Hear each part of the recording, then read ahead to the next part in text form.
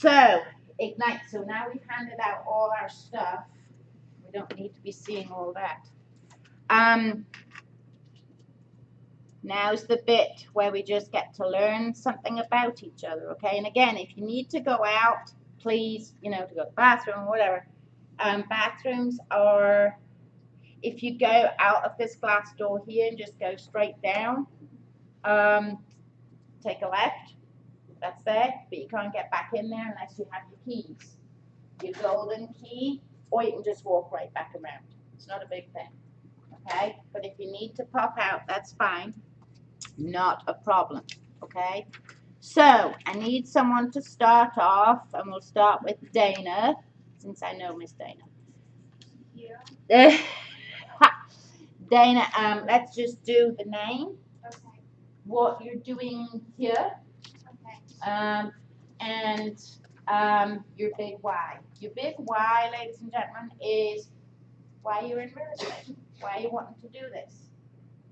And it doesn't have to be, to save the world or whatever, but there's got to be a reason why you're here. Otherwise, you'd be at home having a coffee and watching whatever's on the telly right now. Or you'd be at the gym, or you'd be wherever you are. Okay? So once we've done that, then we'll hand out the books. And then remember, you're going to kick me at what time? 25. Have to look. Okay. And if Ruth falls asleep, then someone else throws something at me because we've got to start that Skyping at 12:25. All right. So let me pull up this from beginning. All right. So off you go, Miss Dana. Okay, my name is Dana Zahedi. I got my license at the very end of November of last year. I always wanted to go into real estate. My husband was a builder. My uncle was a developer. He developed most of Cobb County. My mother was a realtor. My aunt had her own real estate company. So it was something I always wanted to do, and I never did it because my husband didn't want me to do it. I'm here at Ignite because I already did Ignite in January, but towards the end I had to have surgery, so I couldn't finish. So I'm coming back through it. So I'm kind of getting a little bit of a late start. And my big why is because my dear husband is a lot older than I am, and I want to try to take over and let him rest and relax and me kind of bring home the bacon for a while. That's cool. That's nice. Yeah. Good. All right, so this is Miss Dana. Next. Good evening. Martin Esbrook. That's my name. I have been a financial auditor for over 15 years and thought I'd try something else, and that happened to be real estate. So I got my license and started with 3 weeks ago. Mhm. Here I am. And he's here most days. He's been on caravans. He asks questions. He's in most classes that I see.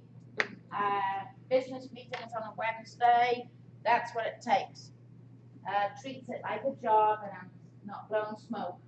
But you do. You hear most days. Oh, it is a job. It is a job.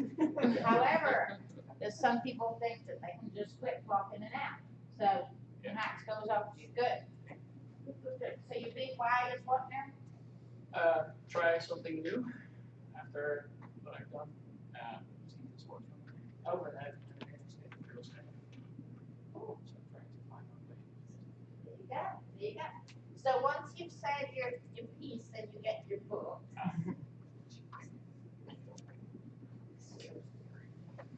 Yes, madame. So, my name is Sue Wilkie, and I am brand new. I just got my license a couple of weeks ago.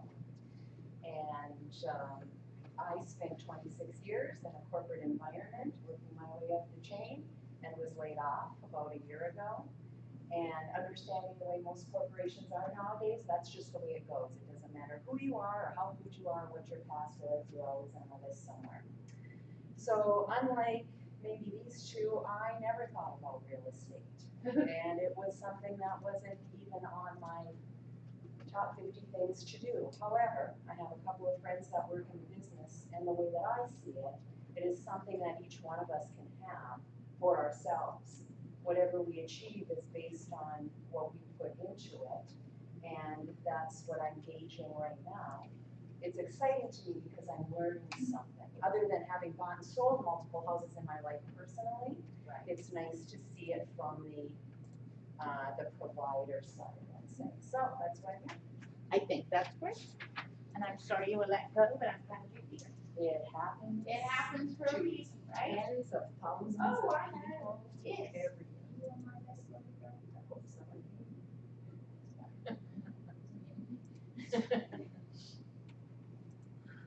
Technology's only as good as.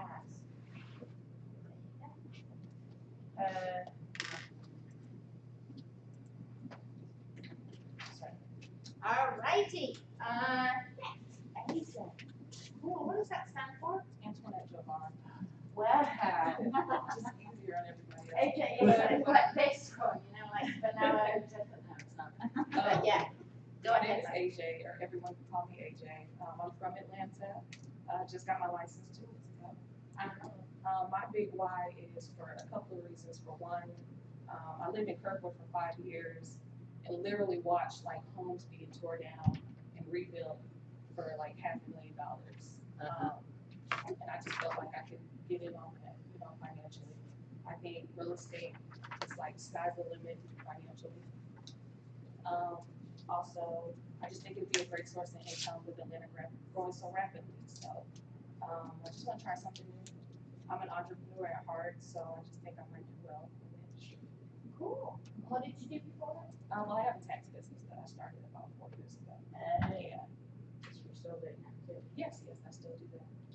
Marvelous. I'm not built for the corporate world that I don't think. No, that's good. Then you'll be just fine Yeah. here.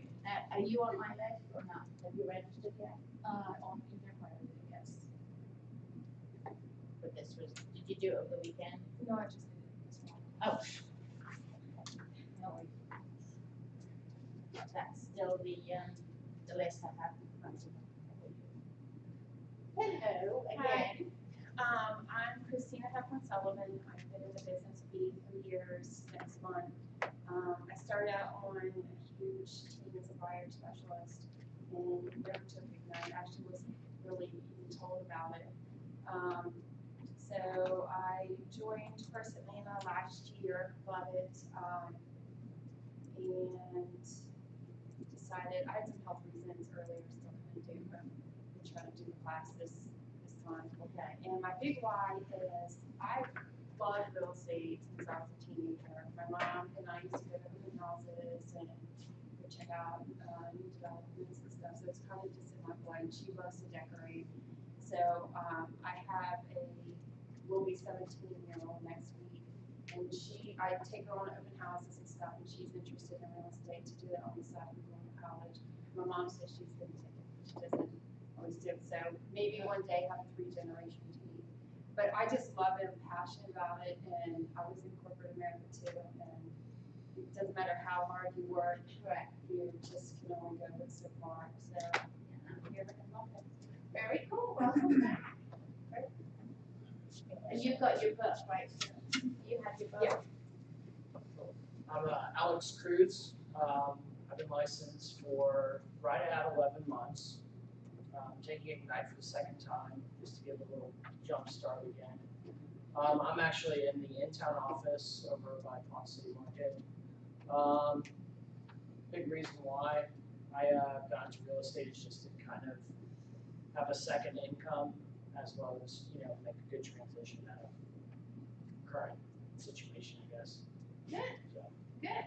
So you currently have your other job as well, your other. I'm just trying to transition out. Correct. And you'll do it.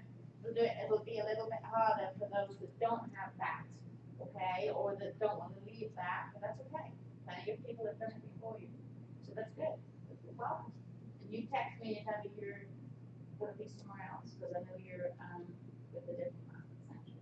Oh, yeah, I'm fine. Yeah. I'm on. Oh, well, there you go. Very cool. Well now, okay. Moving forward, okay. All right, Terry, go. Terry Massey, and I was an interior designer for 18 years, 20 years, and I retired, got bored, my kids are grown, and in Seattle and in Norway, so like had nobody here. Oh, yeah, except my husband, correct? Oops, yes. Hello. And I actually just 5 years sitting at home and, well, working out, I know. So I stayed busy, but like riding my bike around Stone Mountain or to the farmer's market or something. But getting out with people and then helping, I really miss helping people. When I was an interior designer, I was really helping people enjoy their life better. So now I'm helping people find a new home or a new, new life. So it's kind of a similar but different. Well, thank you. Your big why is? I want to help people. Cool. Hi, my name is Shaz Bishani. I've had my license for about 6-7 months now. I've already taken it, and I knew since the first week, so I'm taking it again. I joined Lindy Moore's team about 3 months ago. I'm loving it. She's great, so for you guys, whoever wants to join the team, I definitely recommend it. My big why is I just love the business. It's something like exciting. There's no limit, so I love it. Thank you.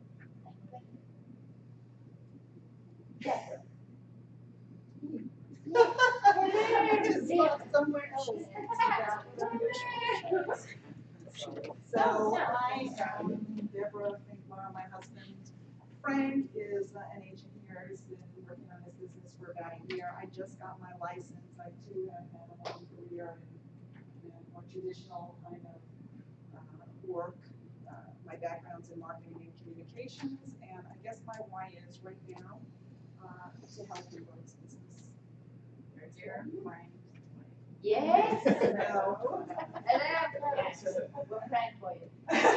Thank you. Very cool. Keep us going. He is. Yeah. In a good way. Very good way. In a good way. Yeah. Hey everybody, my name is Boston Henderson. I am 19 years old, so yes, I do look young, I am. I'm licensed in South Carolina and Georgia. This is actually one of my team members here. We are an expansion team from Las Vegas. Our business partner is an OP of a market center, Southern Nevada.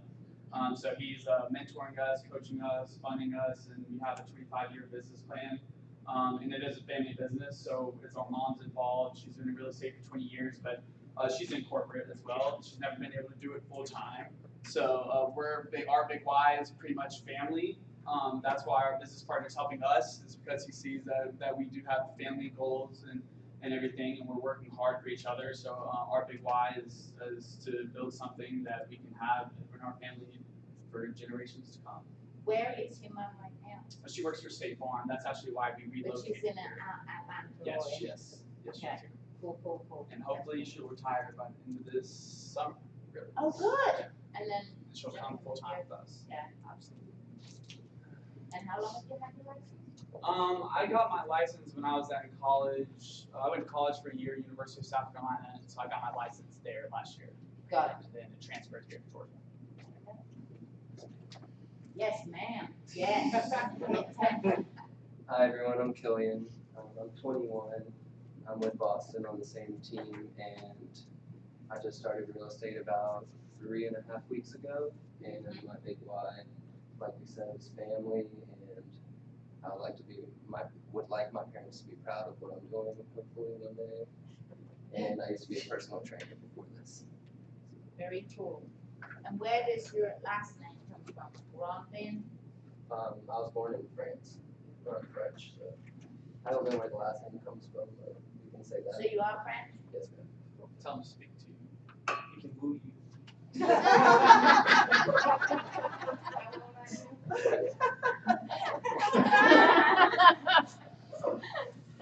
I'll see you after class.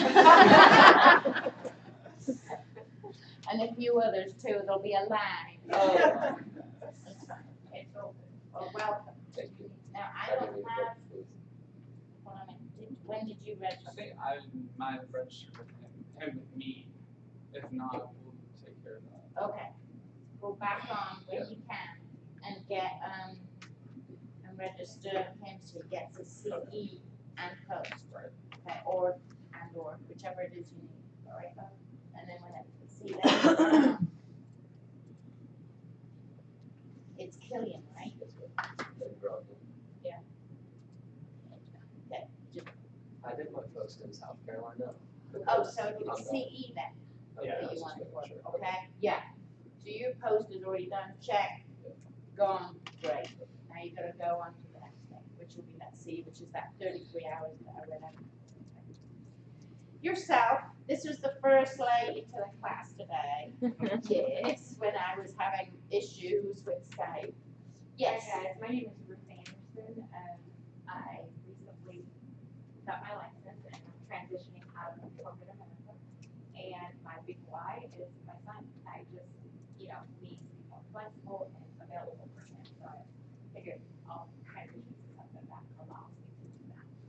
Very cool. How old is your son? He is 11. He is 11, that's very cool. So did he just start school today? No, Well, that was nice. Did he? My little girl just started today, so that was like, yay. And we're off. Thank you. Darren Sayers, I've had my license for a couple months now.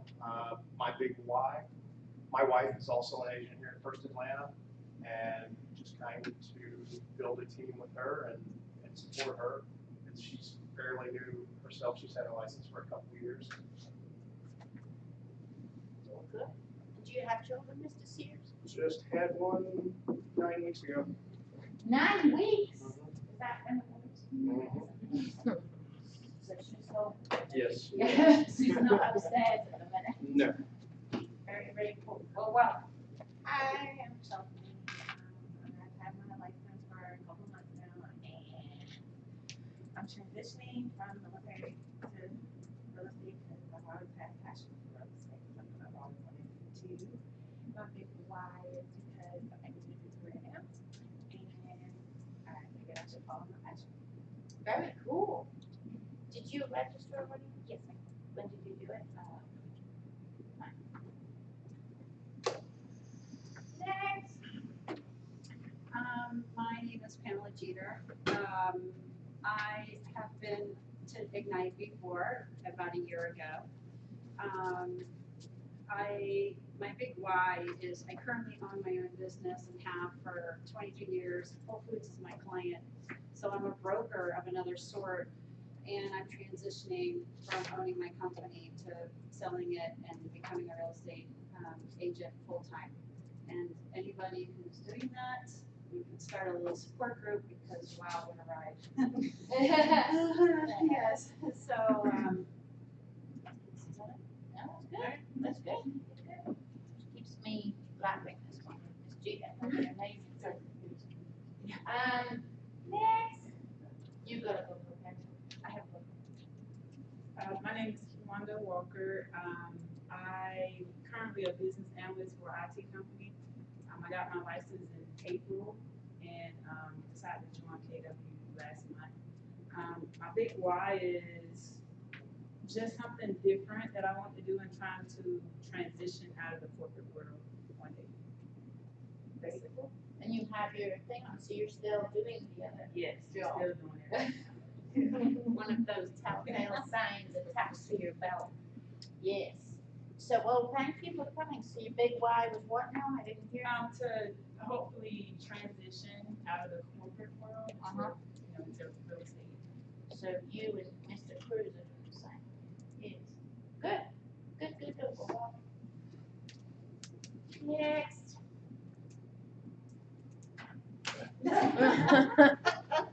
What's going on? I'm Tony Tennessee, Keller Williams here. What was it? Why? What is your name, Billy? Tony Tennessee, Keller Williams. That's how I answer my phone, even if it's my mom. The big why, right out of high school, I went into the medical field and I started my own soup company within the medical field. And so this guy walks up to me and goes, "Why don't you sell real estate? You sell everything." And so I went to school, and it was a long here I am because I love wearing suits every day. There you go. There you go. That's so fun. So in the medical field, you decided to do the suits there and then? Yeah, I would sell suits to doctors, to sales Oh. reps, anybody, techs, and I yeah. don't want to sound harsh, but like when family members die, I just walk by like they're all crying, just pass a card, and just keep walking off. You become immune to that kind of stuff in the hospital. I know it sounds harsh, but you really do. So I don't want to sound like I'm some crazy person, but you get immune to that kind of stuff. You'd be surprised how many calls I got. They're like, my husband had those suits. So you gotta Oh. You know, I'd be right there. Be like, no problem. So if I could sell to somebody that passed away, I could sell to somebody else. Thank you. Well, thank you for your honesty. I can sell suits to different I can sell real estate. I can sell a house to a lot of persons. That's what she needs to do. What? He needs to get into probate. Yeah, right. Yeah. Very, very cool. Thank you. Next. Tanisha. Oh, sorry. Oh, please stand by. Okay, hold on 1 minute. Hold on, Miss Heidi. Hold on. Gotta make sure we're open and wide. Hold on. Gotta make sure. See, this doesn't like to open. Task manager. I have no idea why it does that. All right, so we'll just do it another way. Please stand by. There's Skype, right? Yes. I'm hoping. Thank you. So here's the next thing. I'm glad you did. Seriously, you see, got completely off. So 12:23. So at about 28. Yeah, just go. Trip me up. Do whatever. Go ahead, lovely girl. Hi, Sorry. everybody. My name is Heidi Herrera. I'm from Venezuela. I was working in my country for physician medical for 30 years. Now I live in Atlanta for 3 years ago. I like to make for the real estate in my country, sell and buy for my property. Now es the same, pero for the business, for the calm down, relax, yeah, I like it. Very cool. And you do good, because we can't speak the language, so rock on. Okay. And what is your big why? Why are you doing this? Why are you working? Now for the real estate. And why do you want to earn money? Why does she want to do this? Ella quiere hacer que cuánto que quiere hacer el dinero que quiere hacer for the money, for the maintenance, for the relax, for the And what's she going to do with the money? What is she going to do? She wants to save on my real estate. And what's she going to do with the money? Relax, is that what she said? Thank you. Relax, porque es diferente for the my Hold on. Boys, ignite. There's a email from John, voicemail about something going on Skype. That's fine. Come in. Sorry, I just didn't want to bore you. I'm like, hey, you could have done it. Right. Boys. There's like the North boys. Good. No worries. This lady's going to give me a nudge. It should be going up on my screen hopefully at 12:30. Please, you can participate. We're just going around introducing and doing our big lives. All right. Go ahead. Thank you. Thank you.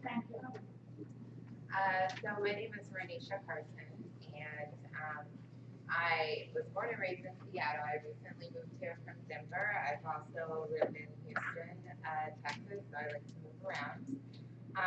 I worked as an attorney in Denver, Colorado, and I worked in child welfare, and I did that for about 7 years, and decided I needed a change. And real estate has always interested me. In law school, I took a real estate law course, so I decided to try it out.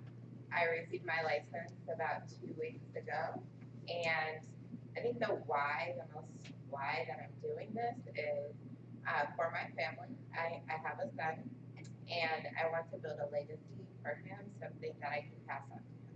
Very good, thank you. All right, so why did you move here from Colorado? It's so pretty there, not that it's just so pretty. Well, I think beauty is in the eye of the beholder. I like Jordan. trees. Yeah, I like trees. I knew it was coming. Sure that guy I like trees, I like water. I'm from Seattle, so I like green. Denver, the Rocky Mountains are there, but they're not in Denver. They're far off, and primarily Denver is pretty dry and brown most of the year. And it's cold. I hate snow. Oh well, yeah, get out of Colorado. Yeah. Very cool. But how long were you in Colorado? 7 years.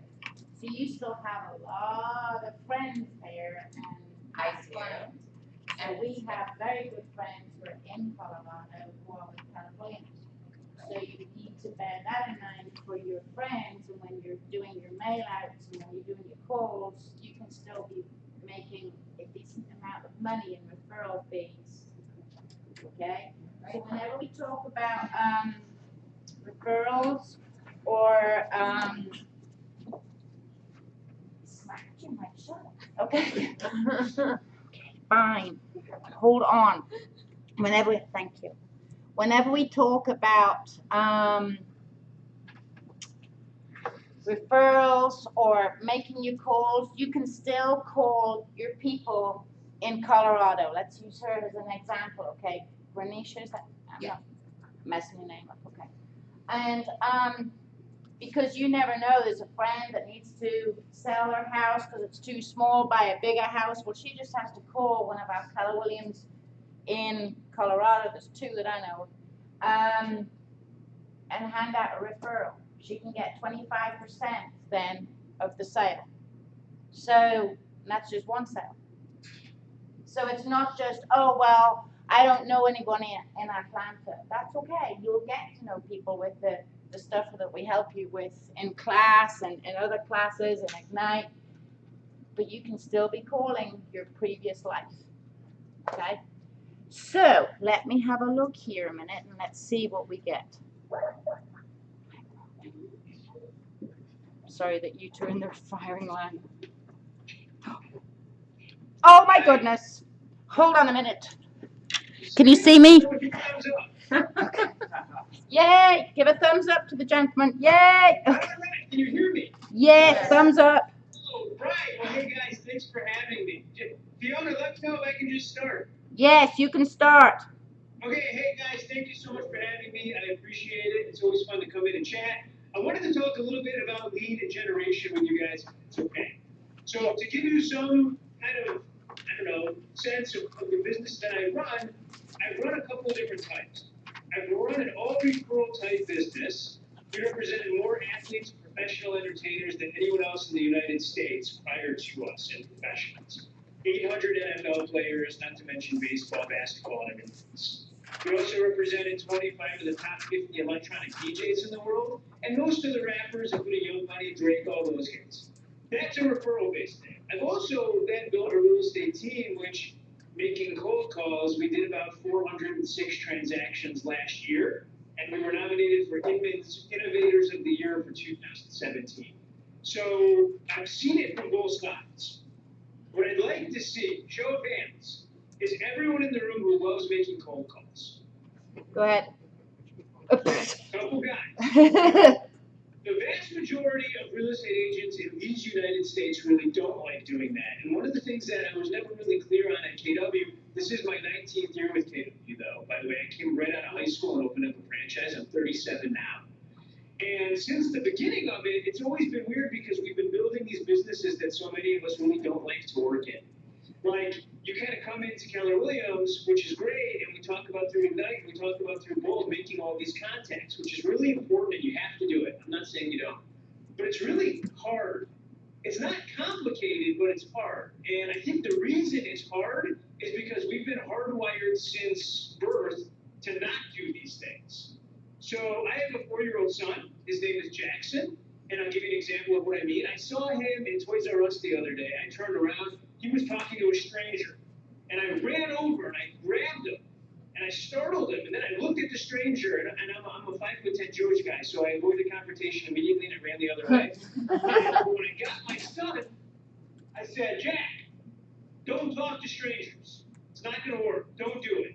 And he kind of teared up because I knew that. And later that night, I was thinking, I just had a father moment. I'm a great dad. And it's good. But then it dawned on me that, like, you know, it's going to be a quick 16 years before he's in college. And then a short 7 years later, he'll get his undergrad degree. And then I'm going to have to give him a job in the family business. And I'm going to say, okay, job number 1 is to talk to 40 strangers a day. And he's going to look at me and be like, well, I have all this anxiety about that, Dad. And I'm going to be like, well, I don't know where that came from. Get on the phone. That's troubling to me. And it also dawned on me that, you know, we're potty training him, and every time he does anything on his own, whether it's set the table or make his bed or even use the bathroom, we celebrate that independence. We say, don't ask for help. You don't have to run into a room at 4 a.m. and tell us you're awake. Just be awake in your room. Yet, I'm going to tell him not only does he have to reach out and talk to strangers, but he also has to ask them for a favor by introducing him to who they know that wants to buy and sell real estate. And before you know it, everything that I've taught him innately is going to be the complete opposite. And that's what you're all living right now. And anyone who tells you that that's complicated is lying because it really isn't. I've hung out in your town before. The real estate business is pretty easy. I've seen your purchase agreement. There's only like 8 blanks and 2 of them have your name on it. So let's not pretend that this is a real complicated thing. This is a really hard thing that's easy to understand. Once you have that out of the way, I think the next question becomes as well, how can I build a business that has a lead generation funnel that feeds my family and produces all the dreams that I want, but that I actually enjoy going to? And it's that second part that I actually enjoy going to that I think is missing from the vast majority of courses that are taught to brokers. Because we live in this society and generation where we go to work and we work hard, and whether or not you enjoy it kind of becomes secondary to how good at it you are. With this concept that if you build it, you then get to fund your life. So go do something that you might not enjoy. By the way, do it so well and so often that you then get to outsource it so somebody else can do it. That's kind of the idea. Well, let's flip it on its head. I met a woman who I learned a ton from, and I didn't realize I was learning from her because I was coaching her at the time. I decided in 2014, I made a TV show with HGTV in 2014 and 15. And I was on the road 300 plus days during those years. I was only home for 51 days of my son's first year of life. So I'm a failure when it comes to being a dad and being at home at that point. I really am nice. So I said, Gary Keller, I met with him and he said, look, you got to find time to figure it out. And so I started to my idea was I was going to take the entire month of December off. I live in Detroit. No one does anything in Detroit in December. It's below the human standard there anyway. And I said, okay, I just won't work in December. So my wife and I said, well, we should go somewhere. It's a great idea. We randomly picked a place and we ended up in Savannah, Georgia. And I don't know if any of you guys have ever been, but for people from Detroit, this was like, we've never seen a place like this. It was beautiful and it had this stuff hanging from the trees and the food was great. It was really romantic. And we rented a house in the historic district of Savannah and we kind of rediscovered ourselves a little bit. That was the first day. The second day, it was awful because it took me like an hour and a half to order dinner, and it was just fried chicken I was ordering. And there was this pace of life in Savannah that I just couldn't wrap my head around. Like getting coffee was a 2-hour experience. I was and so I said to my wife, I said, I can't do this. You know, it's almost the third, and we either have to go home or I have to go get a job. And it was weird. She was like, well, what kind of job? And I said, I don't know. And I went and I applied. I actually did to be the director of first impressions at a KW office because I didn't have a license in Georgia and I thought I could just hang out at the front desk. When I got there, they found out who I was and we started talking. They said, well, we think your talents are probably better served helping some of the agents. We should do that. I met this woman, amazing woman. And she had been in the real estate business for 8 years and she had fallen completely out of love with it. And she was elegant and blonde and beautiful, and I was all in. And I was like, well, I want to help. What don't you like about it? She said, I don't like cold calling, I don't like door knocking, and the people in my area that are starting to crush it are the ones that sit on these auto dialers, and I don't want to do that. The real estate business has changed. And I said, yeah, it really has changed. You're right. Let's do this. Let's find out why you were doing this to begin with. So if you guys are taking notes, here's the first part of the I said, why don't you go home and write down 3 things that you love to do, that you'd be doing if it wasn't selling real estate. What are your hobbies? What do you do this for? To have more time for what? And then after you're done with that, go to the people that love you most, the people closest to you, and ask them to do the exact same thing. Write down the 3 things. She said, okay, and we hugged, and she left, and I felt great about myself. And I went home to my rental house, and everything was great.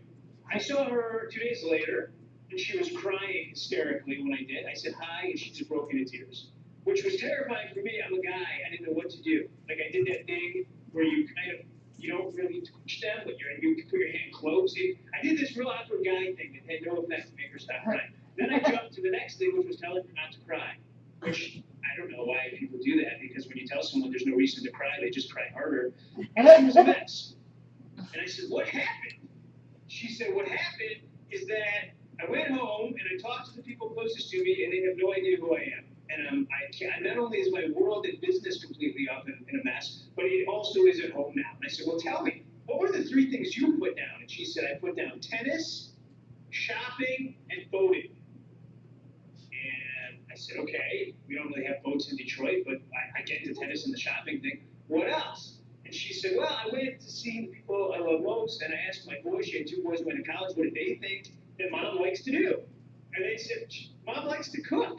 Are you kidding me? Every Mother's Day again, every birthday, we've given her, we gave you the Mix Master 3 years ago. You love it. You're in the kitchen all day, almost every day. And she hates cooking. And she said, I don't like to, I cook. Because it's part of the deal of being a mom is to keep all you idiots alive. 3 times a day, I gotta make you food. And she couldn't believe it. So she went to the embrace of her husband. This was a man she had dated since high school. They had stayed together through college, loving. She was looking forward to his warm embrace. And she came and she rubbed it, she hugged him, and she said, sweetheart, the kids don't know what I like. Thank God you do. If you had to say the things that I'd be doing if it wasn't working, what would it be? And he said, sweetheart, I love you. It's always been cheerleading. I remember back in high school cheerleading and in college with the cheerleading, and I know you still love it. And she was mortified. She said, I was in high school, for God's sake. I was a cheerleader in college. I'm a 41-year-old woman. What kind of cheerleading? He said, but baby, you kept the outfit. You had to be keeping it for a reason. And she just couldn't believe that she had to get in bed with this guy later that day. Like, how could you be so detached? And when she realized, came to this conclusion, that she had become detached. She hadn't played tennis, she hadn't went shopping, she hadn't went boating, but she also hadn't went cheerleading. So she said, I don't know what to do. I'm even worse off now than when we started, which is a problem for a real estate coach, because you're not supposed to ruin people. You're supposed to help them. So I said, okay, let's start with this tennis thing. Here's the deal. You can play tennis. You gotta play at least once a week. You have to play with people you don't know. That's the hard part. You also have to be the one that sends out where we're playing and what we're doing. Then you have to be the one that coordinates it once they get there. Then afterwards, you have to send out an email of who won and the highlight from the day. Can you do that? She said, yeah. And I said, so let's just be clear. You're going to go do something you really want to do, but you have to add a little bit of purpose into it. She said, okay. So she went out. She found 7 people to play tennis with, including herself, which is weird. She needed either number. I won't get into that. She found 7. She brought them. They played tennis from 11 to 1 o'clock on a Wednesday in Savannah, Georgia. What type of women do you think play tennis from 11 to 1 on a Wednesday in Savannah, Georgia? Good one. Good one. Rich women. Yes. They played tennis from 11 to 1 o'clock. And it was amazing what happened. This group of women came together, they played tennis. She sent them that here's where we're playing. She sent them afterwards, that was so great. Here are all the scores. We're playing next week. We're going to mix it up. And before you know it, this thing hit. Anyone in the room can play tennis? Anyone in the room play golf? Anyone in the room like yoga? Yoga. You all do. Someone in that room has a hobby, right? When you're getting ready to do it, how do you feel? Like, I like to golf. And I know that when I'm putting on the white pants and the yellow belt, because that's how I look good in that, I know that I'm about to have a great time. I'm going to get 4 hours away from a toddler I'm gonna get 4 hours away from work. There's probably gonna be a frozen Snickers bar and an adult libation, and I'm gonna have fun. I'm excited about it. And how do I feel about the people I'm going to do it with? I'm kind of excited about that too, because they're doing what they want to enjoy. That's what happened to this group of women that are playing tennis. This group of 7 people became 40 people. It became so big that they couldn't do it all on one day a week. So now on Mondays and Wednesdays, she started playing tennis. And when she had 40 people, she started marketing to this group. She would get there early, and on the fence they were on. And the story there is that in every single community of people getting together to do what they want to be doing in their heart, 800,000 in GCI from this group of women. Because there's not that many people in Savannah, and when you have 40 of all the rich women 2 days a week in the middle of the day playing tennis, she knew what was going on in the market she was trying to overtake, and it worked. So she said, I got money now, what happens next? Shopping, that's just a natural. So she put together a shopping group with a similar thing in mind. This was on Tuesday. They met at the mall. Now, gentlemen, this sounds like the 7th circle of hell to me. It worked for her. She set up this group of women that wanted to be in this shopping group. They show up at the mall. When it opens, they meet at the Starbucks in the middle of the mall. And honest to God, gentlemen, you have to suspend belief right now. They talk to each other. I don't know. I get it. It sounds crazy. They talk about relationships. Are they working? Are they not? They talk about all this stuff. And then they talk about what one item they need to go shop for. They then have 1 hour to go find it in the store. So this one needed a cocktail dress, this one had a baby shower, and they go in groups, and they talk, and they shop, and they come back to Starbucks at the end of the hour, and then they show each other what they bought. I found it sounds awful. I know, but this is what they do. And this thing got big. And you know who's at the mall on Tuesday when it opens? Nobody. Nobody except this group of rich women. Again. And what happened was it grew fast. And when she got to 30 women, people in the mall started to take note. And the people in the mall and the stores started to send employees to the Starbucks to talk to this group of women to say, we'll sponsor coffee today. We just want to show you the new things that we got in the store. Or if any of you guys make our store your first stop to buy something, we'll give you a discount. She literally changed commerce in this mall on Tuesday mornings. And it continued to grow. And as it grew, so did her branding. She gave out shopping bags that had her business logo on them. You got your Starbucks, and she handed you a napkin with her real estate company on it. She sent out the emails before. She sent out the emails after. And the exact same thing happened. But this was weird. This became a group of people that really enjoyed each other's company, and they started inviting each other to stuff. So now the group would come, you'd have 60 of them, and 20 of them were going to the same baby shower because Janet's daughter is having a baby. And so they ended up running around the mall looking for the same events. And before you know it, all of these women were getting invited to everything, and she watched her circle of friends grow. And her circle of friends were people that had something in common in this case. A lot of them liked to play tennis, and a lot of them liked to shop. And her business took off. And she ended up doing like $1.5 million in GCI. She's in Gary's top 100, and it exploded. And there was no way to duplicate boating. I tried. What she does now for boating is during the season, once a month, she rents all these boats as well as instructors, and everyone that's on her group list can come and bring their kids or their family and learn how to sail for a morning. She underwrites the whole thing once a month. There's always a waiting list for the next month. And she loves it. And everything was awesome in her business. But things at home were not so good, which was really weird. When we started talking, and she goes, yeah, it's really strange. My husband was really upset. I said, well, why? And she said, well, I noticed that his behavior was becoming withdrawn, and things just were really weird. And I asked him what the problem was, and he said, well, if you must know, I have to go to work every day, and you're either, if you're not playing tennis, you're at the mall. If you're not at the mall, you're on a boat. I go to work every day, and you're out living La Vida Loca. I don't understand it. And she said, well, here's the good news, is I'm a multimillionaire now, and if you don't want to stay working at that firm, long story short, he's a buyer's agent now. Yeah. I don't think he makes a single decision ever, but he's happy. And it worked. I guess what I wanted to instill, and I have this conversation, and it's because as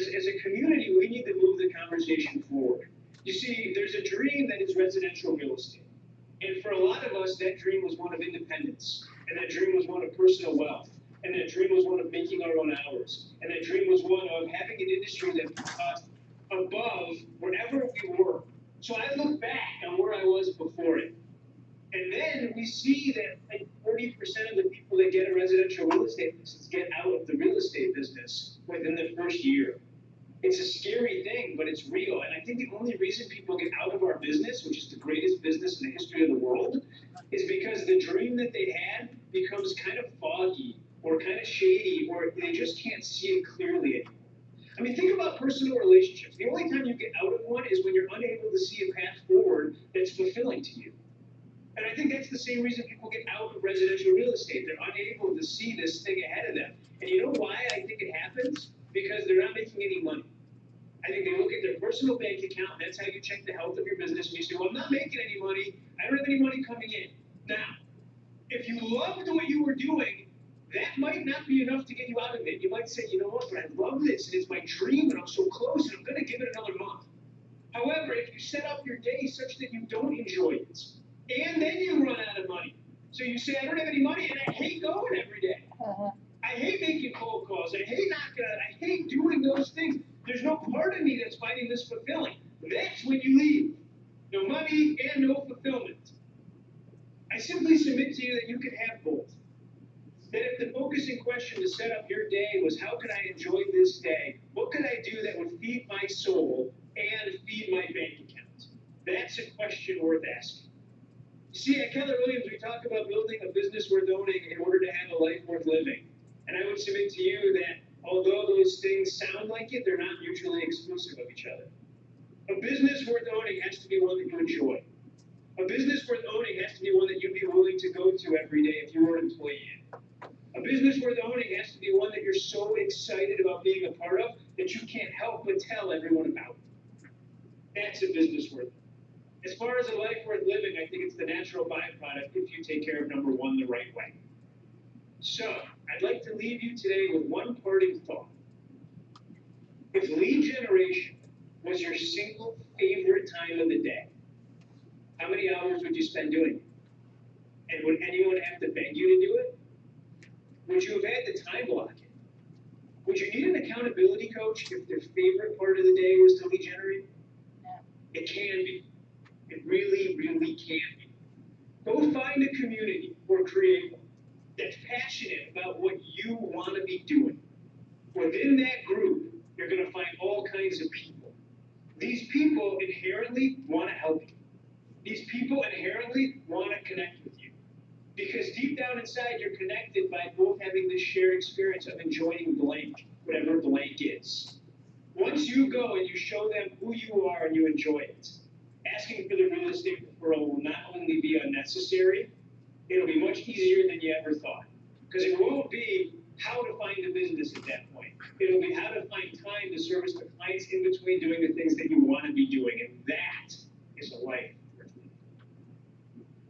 That's my lead generation talk, guys. It's not the most popular one at KW because there's no spreadsheet behind it, but I really think it's another viewpoint of something that matters. Everything else you're being told, making contacts, making calls, I take nothing away from it. It's possible that those activities are the bridge that keep you walking down the road of real estate while you build out the communities that I'm talking about. But one without the other might not be as fulfilling. I'm coming to Chattanooga, Tennessee on the 17th and 18th with my business partner, Brian Hoover. We are going to be teaching a class called Career Visioning, which is how to bring amazing talent into your life. Once the talent is there, what do you actually do with it? I use the vast majority of the things we learned at that class not to make hires, but to bring referral sources into my world. When I told you earlier that I represented more professional athletes than anyone in the U.S., it's true. I only had 8 referral sources at the time. Now, they were the biggest sports agents in the world and NFL commissioner, and that helped. However, I used the systems that we talk about in this course to go find those people. At the end of day one, I also do a 2-hour mastermind where I give you all the models and systems, including the one that I use to go out and find rich people. See, I believe that all people are separated by others, meaning that between buyers and sellers, all buyers and sellers, there's other people before realtors that know who's going to buy and sell. Think about that. Think about it as a divorce attorney. Do you think the divorce attorney knows that who's going to buy and sell before you do? Think about it. In your town, an average divorce attorney does 10 courses a month. That's 10 marital homes that have to sell. Plus each ex has to either buy or rent. That's 30 deals per divorce attorney. That's 360 deals a year. If you got 20% of that, that'd be 72 transactions. Your problem wouldn't be what color Porsche to buy, it'd be how many Porsches to buy. That would be a good problem to have. That, just like the tennis group, is another community. What's the system to get into there and start getting those referrals? We're gonna teach that at that course. I hope I'm lucky enough to see you, your team leader, as well as Fiona. They all have the link to that course. There's a few spots left, a few seats. I think it's an hour and 20-minute drive from you guys. I promise you, if you make the drive and don't think it was worth your time, we'll hand you your money back, and you will be the first to get the refund. Any questions? Guys, it was a blessing for me. Thank you for having me. Thank you very much. Bye. Thank you. Very cool. All right. Can someone put the light back on, please? So we're just going to continue with Ignite. So those people who sneaked in the back to listen, thank you. Very cool. Thank you, thank you, thank you. Thanks, Jorge. Thanks, Jorge. Thank you. Bye. Okay, so we're going to take a 10-minute break because I'm sure you're ready. So it is now 5 till on that clock. So at 5 past, back bums and seats. Off you go, bathrooms, just walk around, whatever you need. Okay? And then we'll keep on going. Thank you. Hey, can I ask you a quick question? Is it okay if I miss Monday the 21st? I think my mom sent you an email, and I still need the post license credit. Is that one of the ones, Monday the 21st? Can I still get you're the credit okay. if I? You're Okay. with that one. And I just then wanted to. just make it up the next time. Oh, how do you mean make it up? Well, I don't just stop teaching Ignite. Oh, no, I know. So- Is there like a makeup class I have to go No. to? Just when you see the next one coming out, just come to that one. Oh, the next Ignite class? Yes. Okay, the same one, like the on the same day? Then that one Oh, when the is buyer. back on. The Oh, I next see. time, Okay. just come and sit in. 'Cause And it's good to know. let me ask you one more thing. The schedule's not Monday, Wednesday, Friday every week. It's some That's weeks what it it's has. on there. Oh, what is the mission and daily 10 I'll for? tell you after we've gone through all this. Don't worry about it. There's another All right. night in October. Okay, It's thank every you. Yeah. other month. Yeah. Oh, cool. Okay. Every other month. There are a few days I'm gonna have to miss, and even though I'm not getting the CE or any of this, Sure. and I'm gonna retake it in October once I have Yes. but I am in the process of moving still. No worries. No and so worries. I That's just want to good. let you know that if I'm That's not good. here, Yeah, I'll go through all that after we've done our. Okay. I think I've just got like this section still to talk about. You know what the big whys are, and yeah, and then I'll talk about what they're. Okay.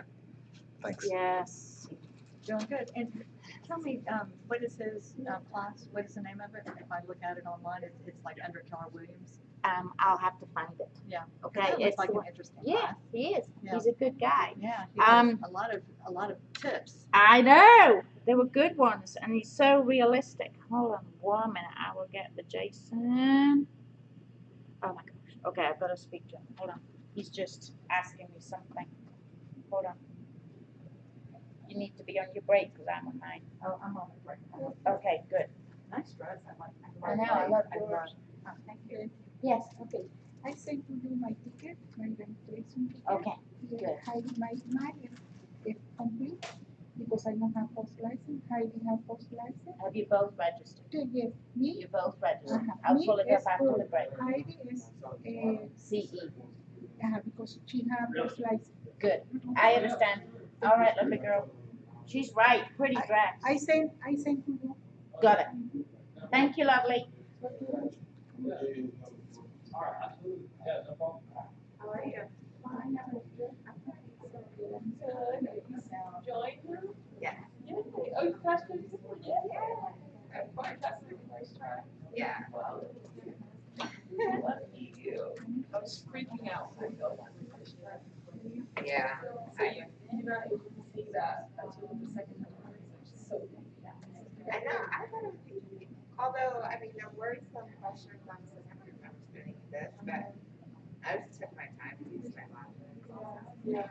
That's the second time I was doing it. I was like, you know, there's this line teacher used to say, y'all, you need to go, you know, it's like, look at me, it's like, he's like, y'all, we're going I to am.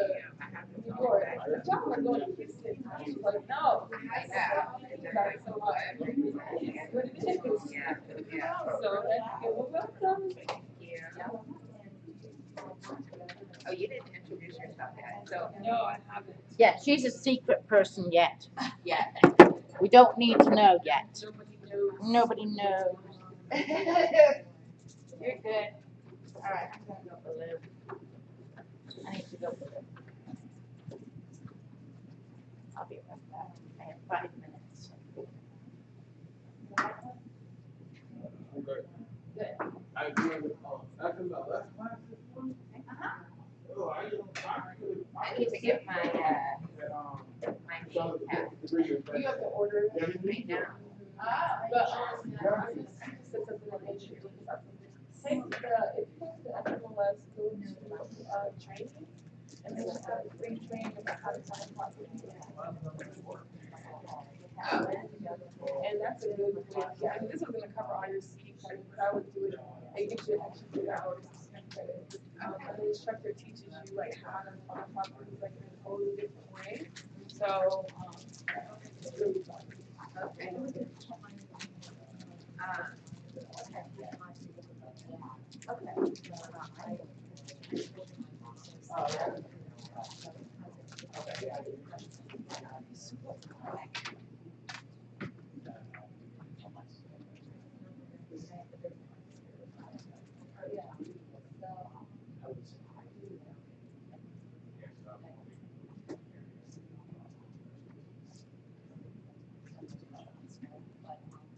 Oh, right.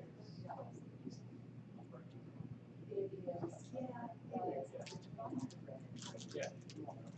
Okay. Yes. That's where you live? Yeah. Okay. I have a son. I'm really just what happened to a lot of my advice back in the school. So I'm looking at those stuff and I said, well, there's to know where they are, like, what they will.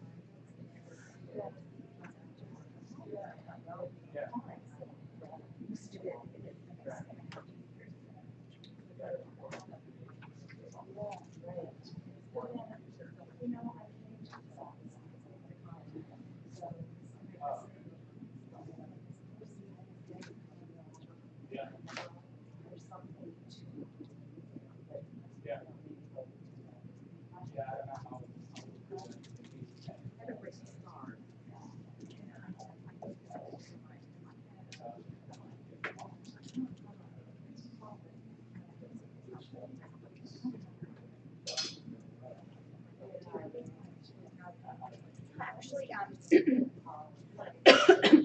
sorry, I live in Sandy Springs for the time being, but my husband and I are under contract to buy a house, so we're about to live in Crabapple. Okay, yeah, what about you?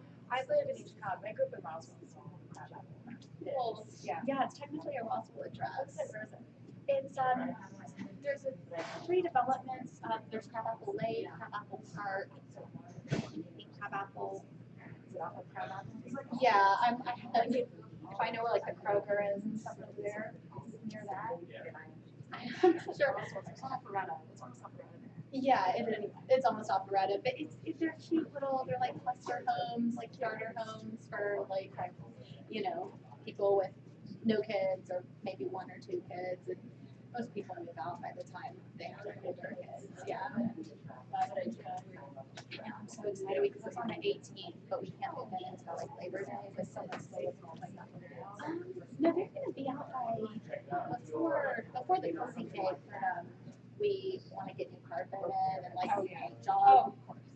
The lady who owned it before us, like she had very different tastes from me on like colors, you know. She had to paint it like very dark colors. So It's bad attractive. Come here. yeah, my husband works in Duluth though, so it's awful for him. Well, we actually did it for like 8 or 10 months when we were looking for houses. We didn't include it in our search because of that reason. But it got to the point where, you know how the market is now. You know how the market is now. Like it's a nightmare. And so he was like, okay, I'll do it. I know. You want listings and you want listings. My mom's actually my like mentor. She works here. That's why I got my license. you to work with her? Yeah, I'm basically just gonna be her assistant at first. Because I don't want to go off on my own, it's like too risky, so. I'm just, yeah, you might as well go under your mom's name, and then if you want to go out. Yeah, like when she retires, I might, you know, but for now, I'm just gonna learn from her. What about you? Wife here? Yeah. Or I guess I'll go in a second. I've got 3 kids, and my baby did start last week, so I was here extra hours, and I saw that first day, my license. It doesn't go like schedule, I still want to be able to get them through school and stuff like that. I'm working on the 2 years. My mom had the same, like she was an attorney, but she got laid off when I was 4, and she actually isn't barred in Georgia. She had a job where you could work if you didn't have the bar, and so she needed to work, but I was in middle school and did this, so. Yeah, when my first son was born, my plan was I was going to stay home. So basically, he was born in the middle of September.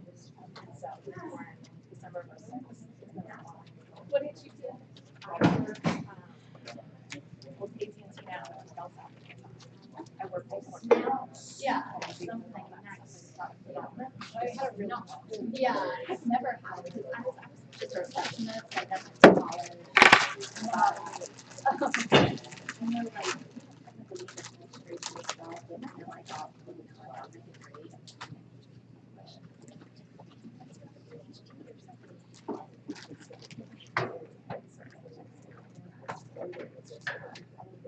Like right out of college. Okay. And I'm still, I like real jobs, but I don't know how old I am too. Oh, no, you're like, that's early 30s. Okay, I'll make that. I'll be 40. Okay, so 105, back on.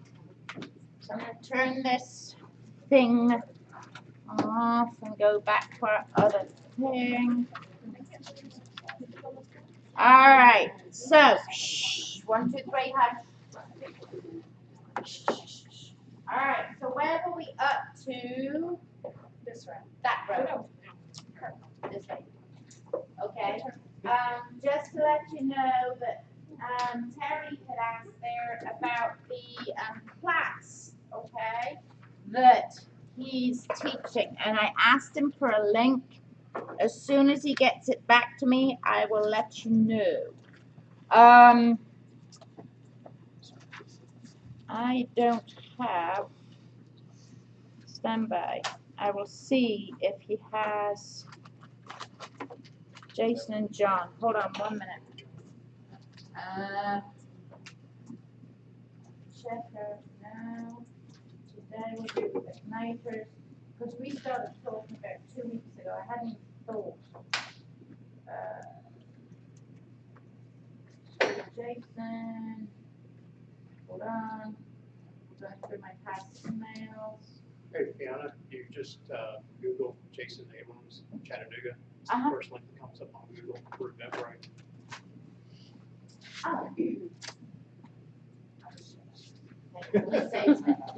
Saves me, I'm all for easy then. All right, so career visioning, Miss Terry. Career visioning. Can't make it any easier. Right? So his name is Jason Abrams, and there's a few come up, but once you find the one that says Keller Williams, then you'll see that. Then, as I say, you click on him, and just like this gentleman here said, whose name I can't remember, Mr. Sears Darren. Then you'll be able to register on that. Now, what date does it say? Can you say, Jack? 17th and the 18th of this month, so next week. But we probably have a big night. We have, yeah, on Thursday, Yeah, or I Friday. need to know that when you created it. But it will be on again, okay? Hey, it only goes to noon on Friday, so if you can get back here in an hour and a half. Seriously, seriously. Of course you can, and you carry a jump jet. Yes. However, and then I need you to check your email. I sent you an email, I need you to have tomorrow. And so I liked him. I thought he made it sound awfully simple, and it really is. when he said, I know that Miss Jeter got a kick out of it, when he said about it being, you know, it's just a few pages for a purchase and sale agreement. It really is. We get paid a lot of money for doing pretty much a normal, simple thing. If you make it hard, it will be hard. If you don't obey by the rules, then you don't deserve to make the money. If you're trying to slide people out of business, or you're trying to do something sneaky, you will get caught. May not be this time, but it'll be another time. So, a couple of years ago, I think, we were in, it was either Mega Camp in Austin or I can't remember where. We were at a Mega Camp or Family Reunion, one of the two. And there was a couple being interviewed by Mr. Gary Keller, and what we came home with from them, they were an older couple, and they've been doing it many years, and he said, what do you attribute your success to? And all the man said was, just be nice. Be nice. And wherever we were was either, it would either have 7,000 agents or it would have 1,500. Wherever it was, I can't remember. Because we go twice, thrice, 4 times a year places. And everybody was talking about it on the elevators or in the line at the Starbucks. Because, you know, when you got 7,000 realtors and they all want coffee and you got 2 Starbucks shops, you got to be nice. And it's so true. If you're just nice, and we have another one, the seek first to understand. I mean, really, do you understand what the buyer or the seller is going through? Well, I represent the buyer, Jake. Well, that's great, but you know, what is the seller? There's 2 people in this. You know, are they going through sadly a massive divorce, or if they're just being widowed, or if they just lost their job? No, they can't just pay all those closing costs because you're telling them to. It's not nice. So be nice, and you will get it back. You will receive it back. So, but we'll learn that.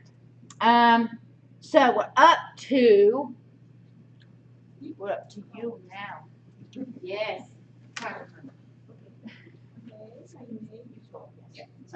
My name is Carmen Herrera. I'm from Venezuela. I graduated as a lawyer 45 years ago in my country. 45 years you've been a lawyer? Yes, in my country. I gained my license last year. I want to know how to work better and successfully and better. Now, are you this lady's sister? Yes. And you choose not to put anywhere near her? You don't want to sit next to her? She sits there, you sit there. Why? Why do you sit there?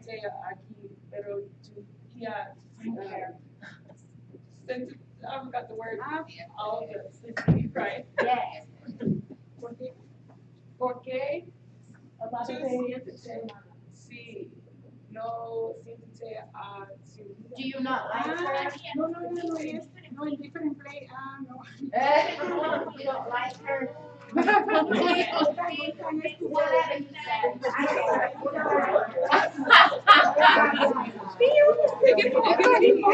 It gets me kind of far, I'm not gonna lie. You have to love him, it doesn't mean you gotta be close to him. That's right, yes. Jews. So your big why do you do this to be better? Is your family here? My daughter. Your daughter is here? Yes, my daughter. Okay, and your daughter is here too? Well, you'll be a success. My hat goes off to you for coming here. How many years did you live in 3 years? In Atlanta? In here? 3 years. 3 years. Did you speak much English when you came? No, I live I have been studying English for 2 years. Really? You've been studying English for 2 years. Well, my hat goes off to you. Great. Yeah, it's good for you. Did you take the test in Spanish? Did No, in English. You took, so all of you are, yeah, no excuses. It took me 3 times to get it in English. Seriously. I'm English. Really? In English, yeah, really. Okay, beat that. So, 1, 2, 3, hush. I'm Rebecca Monty. I've been licensed since November of last year. I have a funny story. So sad. Don't judge me. I failed the real estate exam, the school test, 4 times. There you go. I don't know why. In English, right? In English, exactly. But Mostly English. my background is in education. I graduated from Georgia State in 2014, and I started teaching. And I didn't like it, and I thought I would like it. I was teaching all through college. I was like, why didn't I like it? And then I was personal assistant and for these gym people, and they started a juice bar. And I was very integral on helping them find the place, find the commercial space. So I started getting interested in real estate a little bit, but not that much. And then I started to do leasing in apartments and commercial. And then I was like, okay, maybe I should get my license in April. So that's why I'm here. So just like he was saying like, if you lose the fire, when I was failing my test over and over again, I was like, maybe I shouldn't be doing this. But finally I passed, and I just had my first closing a couple of weeks ago. Oh, wow. You did? Good lass. And then a lot of my friends don't have an agent. We're all 20. I'm 25, so all my friends are millennials, and they're all thinking about buying. So now everybody is like rushing towards me. So I'm happy that I kept on, because if I had quit, what would I be doing leasing? I don't know, not making anything. There's thank you, love. There's a couple of agents who we have in our office who were our leasing agents. We don't do you can lease, okay? You can have a tenant is what we call them in our business, okay? You can have a tenant brokerage engagement. Will it make you a fortune? Not unless you're doing about 10 a month. It's pretty much the same principle as being a buyer or having a buyer. It's pretty much the same as having a buyer. You'll have a tenant brokerage versus a buyer brokerage. You'll have a purchase and sale, or you'll have a lease agreement. And, you know, your average lease, $1,400, slice that in half, that's what you get. You then give Miss Terry your portion of that, and that's what you really get. So, we also don't do property management here, okay? So, but we have a couple of agents who are grandfathered in who do and have, I'm sorry, I just hear my child. You just said doo-doo. Sorry. Okay, so, who are able and willing to do property management, and they do, they're grandfathered in from when this market center opened in 98, 99, okay? Too much liability, too much, it can be problematic with earnest money, lawsuits. Property management would require you all to be running off at 2 in the morning because there's a leak in her house. Property management could also be saying that you hold Tanisha's money where? Because we don't hold it. So where would you hold it?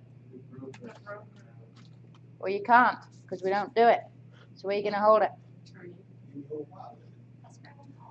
I am going to smack you. Get up here. Wherever it says in the contract. Right. So in other words, we're not. Period. Okay.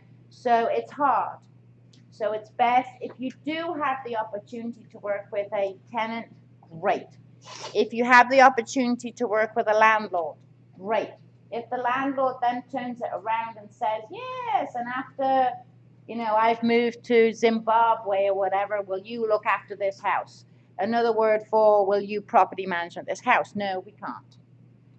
Just call me and I'll put you in touch with 2 of the people that we have in our market center who do that for a living. That's all they do. That's all they do. Okay? So, moving on. Did I give you your book, Miss Rebecca? No. Rebecca. Oh. So you're still doing that, Miss Rebecca? No, earlier this year, people were hitting me up about rentals, and there's not a lot of money in it. There's not, and it's not that we it's sound stressful. like we are. And it's more stressful and more time, and Right, right. It's not. And it's not like we want to sound like we're money grabbing or anything like that, but at the same time, you're still doing this to earn a living, right? We're not doing this because, well, we just like to see our names in lights on a sign. Next. Yes. Hi. Randy. I'm Randy. My name's Randy Pimkowski, and my kids, they do a lot. I have 3. Not funny. I have 3 young boys. They're all in elementary school for the only time ever. So Excellent. right. So my little one's in kindergarten. My oldest in 5th, the 3rd grade, and the That's it. 3rd. So anyway, I'm here because my little one just started kindergarten, and I've got extra hours, and it's not a ton of hours, but I figured doing real estate would give me some flexibility that I'm looking for in a job, because I felt like it's kind of time to go back to work. I hadn't worked since the day my first son was born, almost 11 years ago. What a blessing. And so I was really fortunate to do that, but now I just feel like I really need more socialization and just more than just going to a mommy playgroup. So I feel like this is the place for me because I've been interested in real estate for a long time. So by the time I told my husband, I think it's time for me to do this, he's like, just do it already. You've been talking about it. So there you go. So here I am. I'm really excited. It's very cool. Very cool. So what will you do when you make the million? Well, my husband says he's going to quit his job. See? That's fine. That's fine. What does he do? He works for a racetrack, gas station. Racetrack. Got it. Yeah. Got it. Got it. He- So he could come and be your like Jason was telling. He used to could be the buyer's agent. Right. He used to be a person that would help get the the price on the sign. He was Yeah, yeah, that group, but now yeah. he's a trader. So he does more stock stuff. Wow. How That's who cool. pays the bills right now. Yeah, that's fine. Whatever it takes, right? I gave you a book. Thank you, Randy. And it's Randy, right? Alex or Allie? Yeah, my name's Alexandra, but I go by Allie. And Got I've it. had my license since the middle of June. And my mom works here. She said she knows you, Elaine Stevens. Elaine, she plays bunker with my mother. Yeah. Wait, yeah, I know. Just saying. She does. She does. So she's the reason I got my license. I've been talking about it since like senior year of college. But Now, you're not the one that just got married. I got married 2 years ago. I got married right out of college. So remember, sort I of remember. recently. But There you go. Yeah. Yeah. And I had 2 jobs where I was a receptionist, and there was really nowhere to, advance to. I wanted to do something else where there was room to grow, and I felt smart. And so I finally got my license this past spring. And I wish I'd done it sooner, but better, late than never, I guess. Indeed. And, Indeed. That's cool. And we'll go through. So what's your big why? Why you doing well, I can work with family, and I can you have gonna- the room to grow that I didn't. Are you going to join with your mom? Yeah, I'm just going to be her assistant at first while I learn, That's good, low though. risk. Yeah, no, that's good. You go, let's take a seat. You did good. Thank you. So we called you Allie? Yes. Okay. FJ, Allie. Who else have a short name? Randy is normal.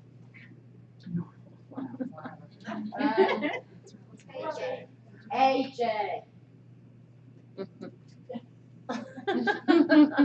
AJ, FJ, Allie. In spite of what it says on our licenses. Cool. All right. We need a book. Next, Tanisha. Why do you need the book? Guys, I'm Tanisha. I was licensed in June. Hang on, stop. Am I saying your name wrong? No, you're not. Then you say it right. It's Tanisha. No, there's an I there. I know. Tunisia. No. See? That's right.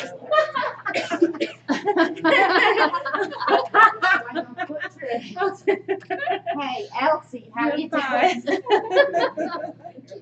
So according to Fiona, I'm Tanisha. There you go, there you So, Go ahead, I was licensed in June, and my big why was growing up, my grandfather was a brick mason turned general contractor, so I kind of grew up around it. In his spare time, it took him about 8 years or so, but he built his house from ground up for my grandmother. She wanted, a brand new house, and he said he wanted to be the one to do it. And the day that he took her in that house and it was finished, I just remember it like, it was yesterday. And I feel like I want to recreate that for people. I want to experience that year after year. He recently died of bladder cancer back in April. And I also failed my realtor exam about 3 times, and I did not pass it. In English, I did not pass it until the week after he passed, and I knew it was just, it was him. I just felt like I just felt like that was the motivation. Right there. So my end result, I definitely want to create a real estate company in his name, and pass it on to my children. What was his name? Larry Johnson. Larry Johnson. Yep. So you would be. So I'm Tanisha J. Aldrin. TJ? Yep, TJ, exactly. TJ Enterprises. TJ Real Estate. So many things you could do. Excellent. And you'll do it. You'll do it. He did it. Yeah. Now, is your grandma still around? She is. Does she still live in the same house? She's not moving. The house that he built. She's not moving, and it's So gonna stay in the cool. family. She will never sell. That was part of his will that it never gets sold ever. So if she becomes infirm, someone's going to have to move in. Yeah, with her. anybody. Yeah. Yes. Quite right. Cool beans, cool beans. Go ahead, Bob. Well, my name is Robert Adamson. But I am still in the process of moving here from about 100 miles away. It's taken me about a year to find a house, a rental house in a neighborhood that I would enjoy, that would accept my dogs. And I have endured, one of the reasons why I want to get in real estate is I have endured a lot of horrible agents that are making a lot of money, that are doing the wrong things, that are allowing people to enter into contradictory contracts, that are not showing houses properly, that are giving out false information. And I just know that I can be a better agent and help people to find what they want, either in a purchase or to sell, and make a lot of money at it and do well. And it has been a long effort to try to get to Atlanta with this house, but I'm really excited to be here, really. So what's your big why? Just to help people. I really enjoy it. I've owned a restaurant and I was a chef operator, and I really enjoyed that aspect of it. I hated washing dishes till 1 in the morning, but I really enjoyed going out and talking to the customers. And So if you made no money, you'd be okay? well, I made no money and I had to close it. No, if you made no money selling houses. Well, I would enjoy it, but you can't live on no money, so you have to make money to do it. And that was part of the Very restaurant. cool. I enjoyed it, but I was supposed to make enough money. So was it your restaurant? I'm Yes. sorry. Okay. All right. Well, you can. And it was in a small town, but it was more of an Atlanta-style food. Blackened salmon BLT with lime, cumin, garlic, mayonnaise, and things like that. But I was in a town of 2,000 people, and it just I'm out so of the hungry country, right and it just didn't work. It worked for 8 Seriously. years, but not How many years? 8 years. Okay. All right. That's a success. Yeah, during the in 2007 with the Whoa. hardest economic times we've all With seen. everyone else failing. Yeah. And Good I for you. ultimately closed because of a disagreement between my landlord, who was actually my ex-girlfriend. So that really that burned it. Yeah. In so many ways. Yes. But Well, welcome here. So Thank when you. do you move here full time? moved a load of stuff last night. I'm still in the process. I still have a few more loads to bring down. Have you moved close to the office? Or? Northwest Atlanta, downtown. I'm kind of Got a it. pioneer in that aspect. I lived in East Atlanta back in '95. I did a lot of research and found that real estate prices would jump after the Olympics. So I bought a house in East Atlanta for $48,000 in '95, and Wow. did really well with it. Yeah. And that funded the restaurant down the road. Got it. Eric Benjamin was my agent. There was his first house. Oh, wow. And He's he's so my best friend. cool. I was his best He man at his is? wedding. And, Oh, we must talk. yeah. I knew him in college. I At UGA. Oh, I want pictures. Yeah, okay. I bet That's there's why a I'm few. here. Yes, So- blackmail, beautiful thing. Sorry. Oh, great. He's So, a nice man. he's really encouraged me to do this. He knows my personality, and he He knows. is a you know. great agent here. He will be teaching. He is a regular on the ALC. There's a reason for that. Like I said before, you know, it's like you have to have been in the top 10%, check. You have to be willing and able, check. And you have to be able to contribute, check, check, check, check, check. He's here, he's in the office, you know Eric Benjamin. He teaches in our classes a lot. So, and he's here and walks around with a water bottle all the time. Probably one of these. One of those, yes. With his name on it. That's it. So when if you see this guy with the glasses and the curly hair walking around, that's Eric Benjamin, right? Am I right? Yeah. Yeah. I guess he's yourself. And he looks just the same. Don't guess. You never know. You never know. But he probably is. What? Your sponsor. Yes. Yes. Yes. Never assume that's how it works. Oh, yes. Yes. Oh, You yes. know I know. Yes. Things change in a heartbeat. Yes. Sure. Bob. So, Bob. So I got, hold on a minute. Allie, did your mom register as well? She did. She's not going to be able to make it to all the classes, but she wanted to Got retake some of Got it. It was just in case it was a double entendre. That's Oh, could I pick up her books too, actually? You can hang on. I've only got 2 left in here. She can get them when she gets here. Don't worry about it, okay? I've got more in the big cupboard, but I just brought these for this lot. So that's cool. Follow me out. Let's see. So is the reason why some of our names are not on there, was it Because I printed told off? this at midnight on Friday night when I was That's in why, here. okay. That's right. I didn't know what's happening. My turn? My name is Amanda This is Scott. Amanda Scott. Hi. I've had my license for a couple of months. I guess I'm a rare case because I passed my class and state exam first time. Me too. Good, okay. It's not my turn. My big why, I was in retail for 15 years. I lost my mom unexpectedly last year, and it just kind of put things in perspective. I realized I wasn't happy doing that, and I just wanted to have a career instead of a job, and something that I knew that a life that she wanted for me. So that's why I'm here. That's very good. Well, thank you. Do you, is this full time? Is this it? You're gonna make this work, girlie? And you Gotcha. will. Yes. This is another one who is here most days, is here at meetings, I'm comes in in, Bold. sits, Bold. Oh, you're in Bold, that's right. Bold is another class we'll go in later. Bold is a very big class. I'm in Bold too. Where you have to make calls, and it's a great class to be in. That's the Bold wall back there. You'll see that's in purple. Diana Kokoska wrote the class. She's a very smart cookie. So if you ever see me sending stuff out with Diana Kokoska, funny last name, that's her. You can also follow Maps Coaching on Facebook. Oh She yeah, puts up just really good I mean videos. it's Yeah. a brilliant. It's normally in purple, so you'll get it. So what is your big why? Just doing it for my mom, just so I could have the life that she always envisioned for me, and to do something that I like to do. And what did your mom do? Oh, she was an insurance agent for 30 plus years. Really? Yeah.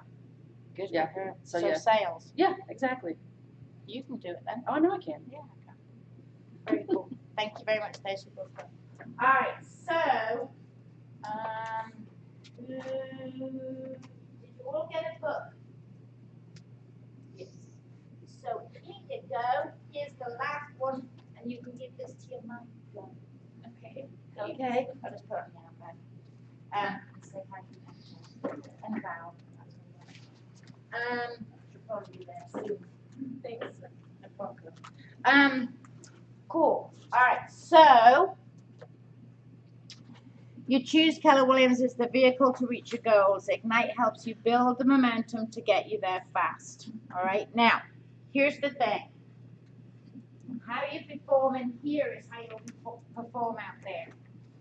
So, you've just got to stick your hand up. You've just got to ask the questions, okay? And if I don't know them, I'll find out the answer, okay? But if you sit there quietly, like, oh, I don't like to talk, or I don't want to look like an idiot, no one's going to care. You're all in the same boat. We're all in the same boat. And if it's an outlandish question, really, I'll find out the answer, okay? Ground rules. Arrive to class on time and return promptly from breaks. Fair enough. Be fully present. Turn your laptops, tablets, and phones to vibrate or off. I've got to tell you, there was a couple of you when the gentleman was talking who were on your phones. If you have contracts, let me know at the beginning of class. If you have a loved one who's not very well, or, you know, well, I was going to say a child, that would be a loved one. Maybe. Maybe, or if there's some reason that you might need to go out. Here's the thing, we teach people how to treat us. So if you're going to jump on the phone every time it rings, then that's where you're going to be. Again, it's at one of these events, it could be family reunion, it might be something else, but John Patton and I were at something where the man said, be where your feet are. In fact, we just said it 2 Fridays ago too, because I was standing talking to him, but I was looking at my phone. A, how rude. B, I was actually doing it to try and help someone with directions. However, be where your feet are. Sadly, my child knows that sentence now. Sadly, she gets to hear all this stuff. If you're in my house and you're sitting on the couch, you better not have your phone turned over. I mean, like with the light flashing. Every time a friend texts you and says, what's the homework, whatever. Turn it over, put it back in your room. It just makes the class go a lot swifter. But again, if you have something, you just gotta let me know. So when I see you, you know, tiddling at that door, I know that you're not in trouble or there's something not wrong, okay? Respect the different learning styles and opinions of others. All right, in the past we've had people who monopolize the conversations. And it's hard because you want the person to learn, you want the person to ask. However, if they're going to be combative and keep on going, someone stick your hand up because I don't look like that there. Any one of you go, okay, it's time to move on. Right? Because we're all here to learn, and we've got a tight time frame. We've got 3 little people, for goodness sake. Boom. Gotta go. Gotta pick them up. Are they in carpool tonight? No, they're gonna take the bus, which will buy me an extra half hour. There you go, I know, right? It's like, okay. So, mine takes the bus and occasion carpool. So you've just got to be aware of how someone else is asking questions or learning. That's fine. But if you honestly, I once taught this class up in Roswell, and they had things on lollipop sticks that they would wave a false hand, and that meant enough. Yeah, that was cool for me, but not for the person who was talking. Like, oh, okay, be quiet. You know, so we just have to try and listen to how other people are learning. But if they really are going on, we'll take it after class, and you all can go and I can talk to whoever it is. But what their issue is, help each other learn, because none of us is as smart as all of us working together. Consider everything we discuss confidential. That goes without saying. There will be tears, and I'm not threatening. But there will be tears, and it may be on the last day when we go through the vision boards or whatever of why you want to do what you do, why you don't want to do what you do. It's okay. It's okay. Could be me. It's not to be made fun of, and there's other people as well who might say some stuff. Perhaps, after week 2, you might have some contracts going on. I hope you do. We don't discuss the person's name or whatever, but we'll get through it and we'll deal with what we have to do. You're all going to be just fine, just confidential, okay? Commit to implementing at least one thing you learned, and hopefully that would be from the gentleman today. That was good. He did a great thing. If you want to open your books, please. Alright, we're going to go to page 11. I think now mine is slightly different. We don't know why. So page 11. No. Good to the one that has the circle. Okay, what page is that? 7. Okay, page 7 in your books.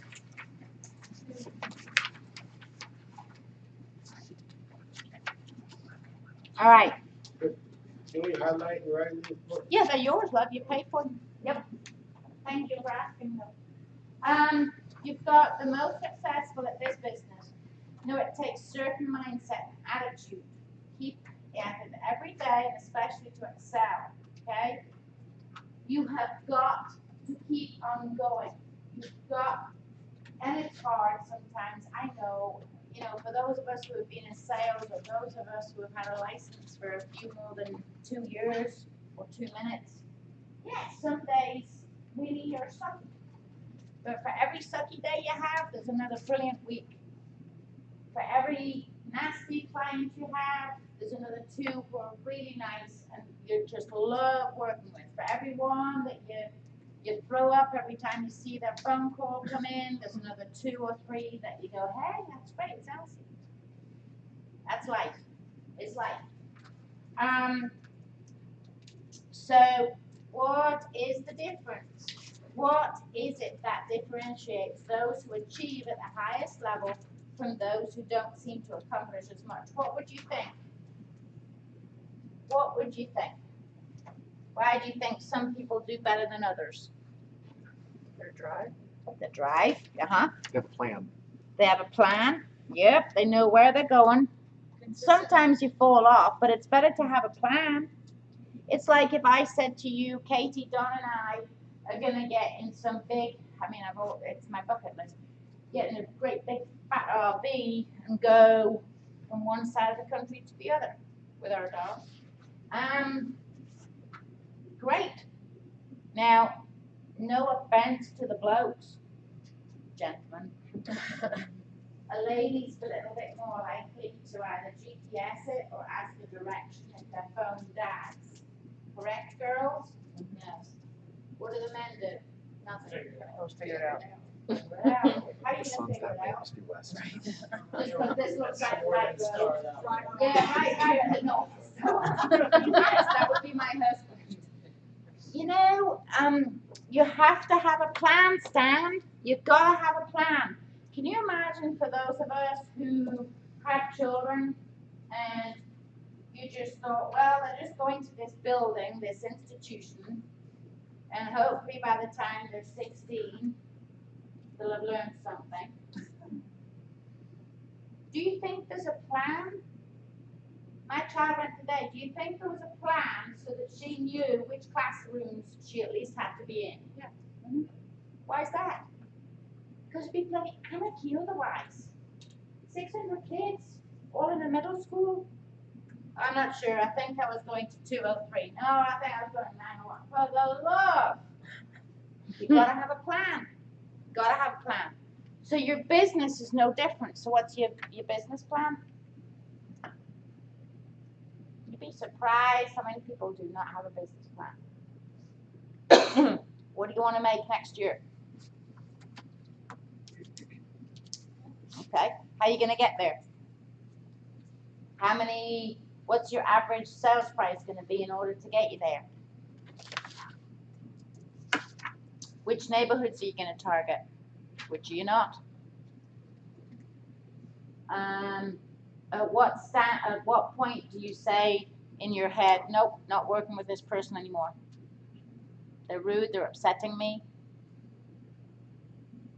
Gotta have all these plans, all these systems, and we teach you that here, okay? So don't worry, I'm not gonna, it's not a marathon today, but just be cognizant of that. Keep that ticking in your head. You're gonna be asked it over and over again. What's your plan? What's your system? Do you have a system? One that the gentleman Jason brought in this morning was the prospecting. Do something that you like doing, otherwise you're not going to be doing it. Now, there are some parts to every job that we don't like doing. There's some parts to every life that we don't like doing, You just have to suck those bits up now and again. Hopefully they're not 100% of your life or 100% of your job, but there are some things, Excel and I don't mix.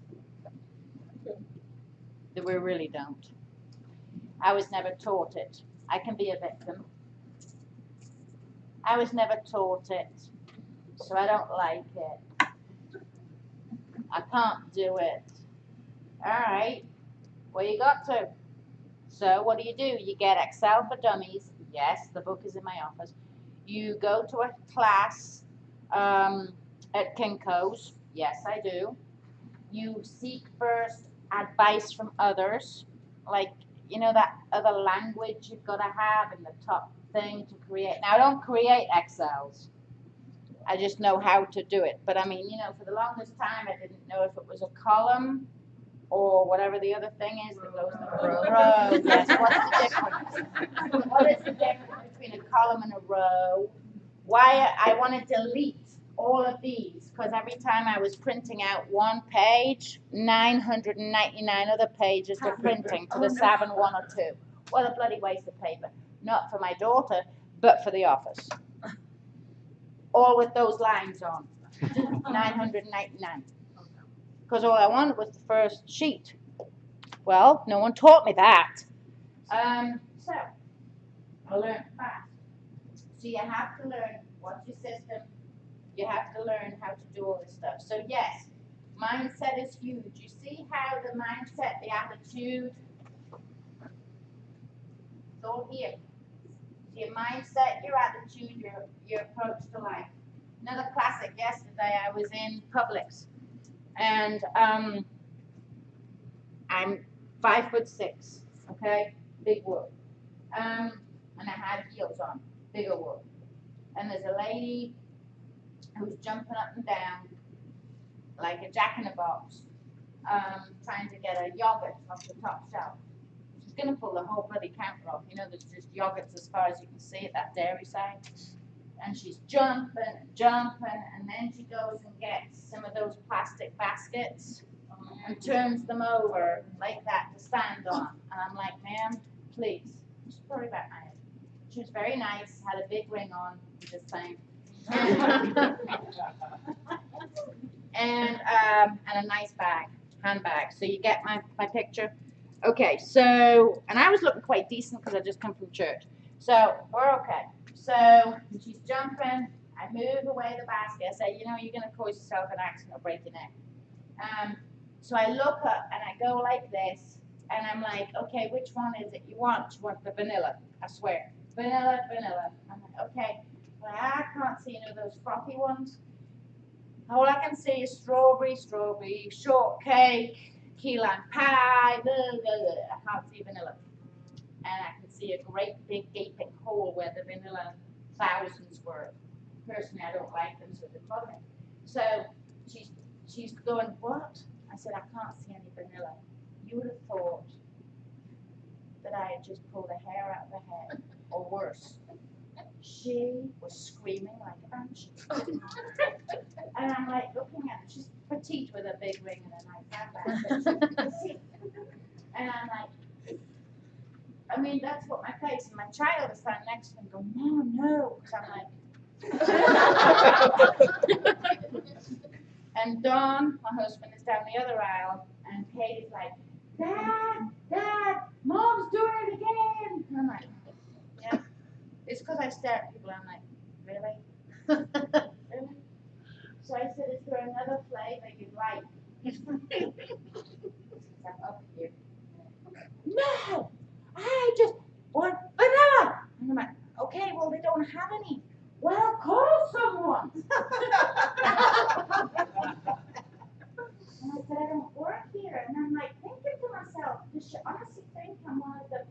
was anything wrong with working at Publix, but I really didn't look like a Publix worker that time.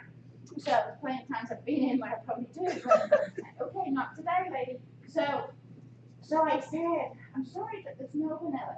No vanilla pudding. Sorry. So she goes waltzing off, never even gives me another thought, or a thank you for your time, or well, thanks for looking anyway, or well, that blows, doesn't it? Okay, pass me the key lime pie. No, go straight to the back where those floppy doors are, where they're all going in and out the back, next to the eggs, and in the back. And you could hear her yelling. Other people are coming down with their baskets and their trolleys going, what's going on? Oh, she wants vanilla. So I'm getting the cheese, the eggs, and everything. Okay, lady, listen. So, That's my big why, you know. I'm out of Whole Foods. oh yeah? That's it. There you go, that's Because the there's why. millions of those people all It's over. unbelievable. And Big it was a rings, rather big nice- bags. Yeah, big rings, big bags. That's them. High heels. So, yeah, I want the big ring and the big bag, but I don't have to be a Big glass. a big Yeah, so I'm like, okay.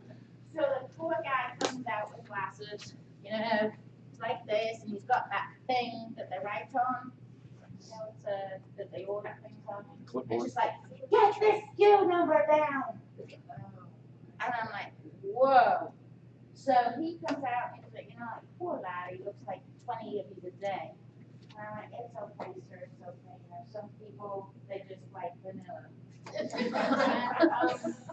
goes, I don't need your help. And I said, oh, but you do. And that's when Kate goes flying off to get Dawn. Because you can see it. Oh! She knows what's going to happen.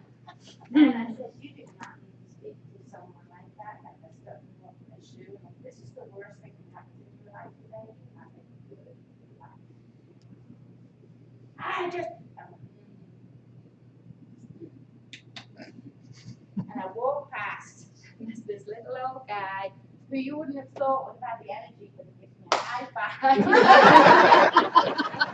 Like this with one of those little trolleys, you know, just the baby trolley, things like this with a stick, and it's like high five. Like, oh, and then I get down to the bottom, and Dawn's like, "Are we okay? We need to leave." Didn't hold anybody. I'm like, no, we're okay. Okay, we leave the express aisle, or do we just go through normal? I would go through express. Okay.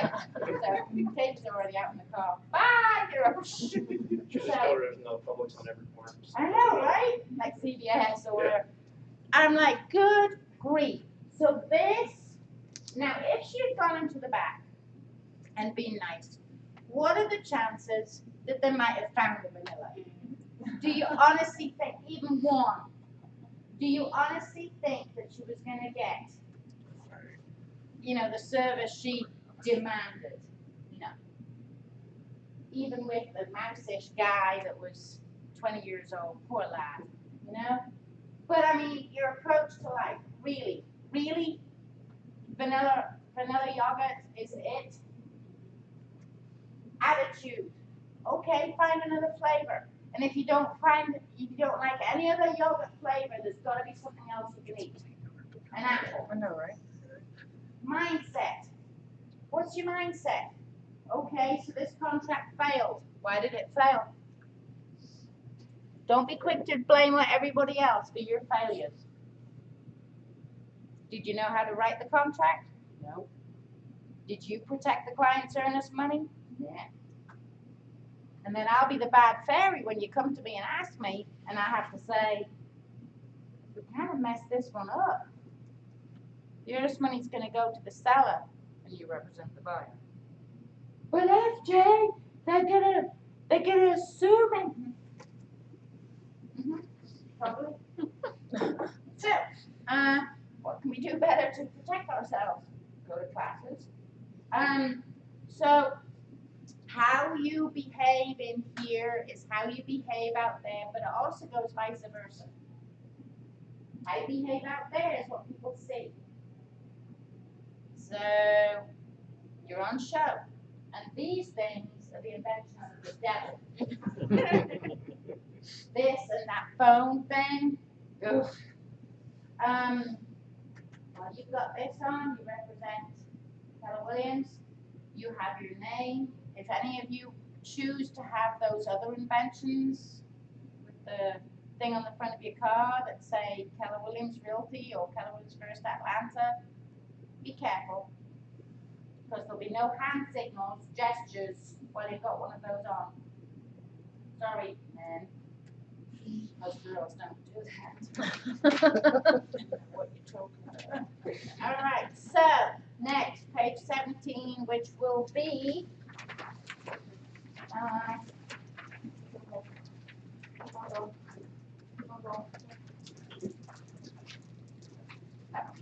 page 17, same. What drives you is not your mindset and attitude, but what you're passionate about. What stirs your soul? Why you're in business? What do you hope to achieve for yourself and your family? That's what we discussed, but you need to keep on visiting that. And we will discuss and we will have vision boards. That's when the tears flow, so don't worry about it. And that's just the man.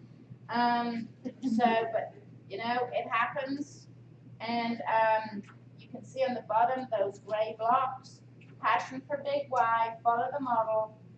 Time on task over time equals success. Okay? So anyone can achieve the goals set in this course, but not everyone will. All right, so imagine you're sitting in your class. So who went to real estate school at Barney Fletcher? Excellent. How many were in, how many were in your class? 20. 20? About 3 next year will still be doing it, or in 2 years' time. Including yourself, you will be doing it, right? Okay, so I went to Barney Fletcher. Enos. You took Enos? No. I took what? I think that's a little personal, really. Mind your own beeswax? He's an instructor. I Yes, got Enos. oh, sorry. I'm glad we're on the same thing. Seriously. Huh? Maybe I didn't go to that school. Yeah, really, it's not pleasant. You didn't hear what you said, did you? I'll discuss after, because we're getting recorded. Okay. Okay. Okay, so, no, mine was 25 years ago, and that's right. And that's where I met my husband. I didn't like him, he didn't like me, so that's great. And he made fun of me because the accent that I have now is nothing to what I had then, you know, because I just literally got off the boat from England then, about 4, you know, and he would call me Princess Diana. I'm like, oh, but yes, get out of my way. Get back in your truck. So, yeah, I married him 5 years later. And we're still married. So, but yes, so imagine this. There are only probably from our class in 94. Probably about 4. Wow. And we had 55 in a class. There's only 4. Someone keeps up with those statistics? Yes. Because we have a website and we have, they're the ones who have signed up.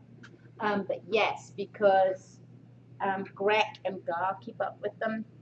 Because when you sign on, Barney Fletcher logs in to where these licenses go. So it's a rough guide, but it's about 3. So, or 5. So, you know, and that's sadly because perhaps someone has passed, relocated, they might be doing it elsewhere, but we don't keep tabs with that. Or just disinterested, didn't like it. It didn't work for them in the first 60 days, so they quit. It did work for them, but it was too much hard work. And, you know, it is hard work. It is hard work. For anybody who says, I want to have some extra time on my hands, you go and speak to, you know, a seasoned agent, and you ask them, how much time did you have on your hands when you first started? I'm talking about a seasoned, good agent. Jay after the kids went to bed. I was still working until 1 or 2 in the morning because I was putting in data, I was doing this and that. That's what it takes. So you might see people driving around in nice cars, Mercedes, Beamers, and all the rest of it. You might see them sitting in their offices, but it took work to get there. And that's like anything, you know? If you go on a diet, you don't lose it the first week. I wish, although men do, but girls don't. It takes work. And is it easy to fall off the wagon? You betcha. It's the same with this. You have to have a system. You have to have a plan. You have to do your prospecting. Prospecting, like what Jason said, though, can be fun.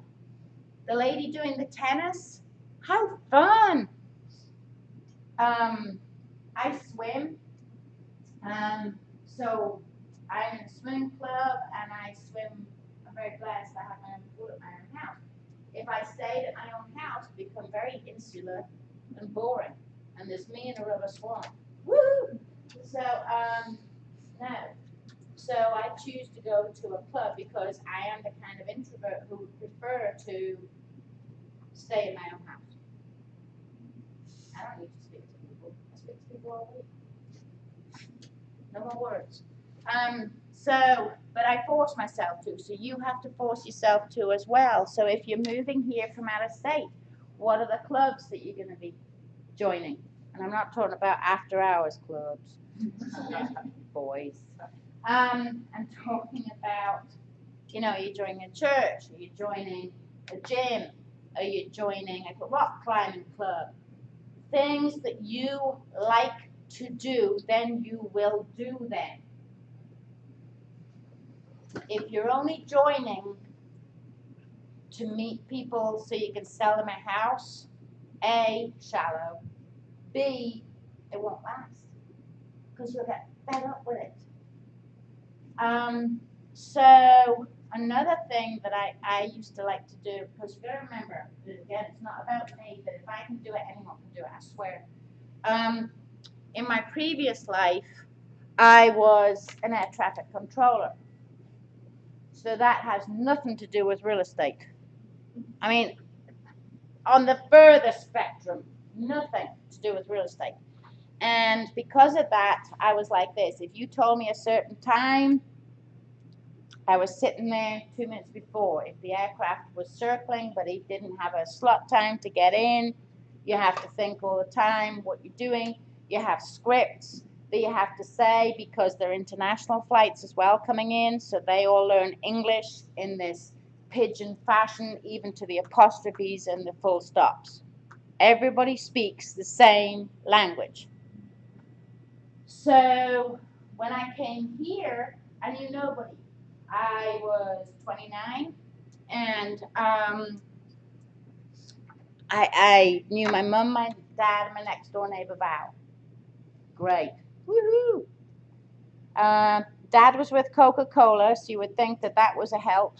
No, it was a hindrance. Because all of his friends had lived in Atlanta. Well, most of his friends had lived in Atlanta for many, many years. And were not about to give Fiona Jane, at the time, crab. No laughing on your part. Bob. They weren't about to give little Fiona Jane a house to list in Buckhead. Come on. She spoke funny. She'd only just got out of Bonnie Fletcher School. Why? You know, I'll give her a child of mine the condo 150, great, but I'm not giving a tuxedo 1.4 million. Come on. So everybody thought that I was being fed by my dad. No, I wasn't. I was still having to do stuff myself. So it was church, it was the gym, it was the Association of Realtors, which I was so stupid. I joined that in a heartbeat because I thought that would be so cool to meet other people who were like me. Well, how stupid. I was meeting other people like me. Really stupid. Didn't twig that for the first 6 months. why none of them were giving me referrals. Because they're all looking for the same, you stupid woman.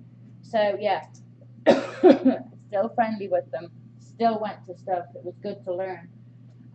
But whatever club I could get into that I liked. So swimming club was the next one. And it was my dad that told me about that one. He said, well, what do you like doing?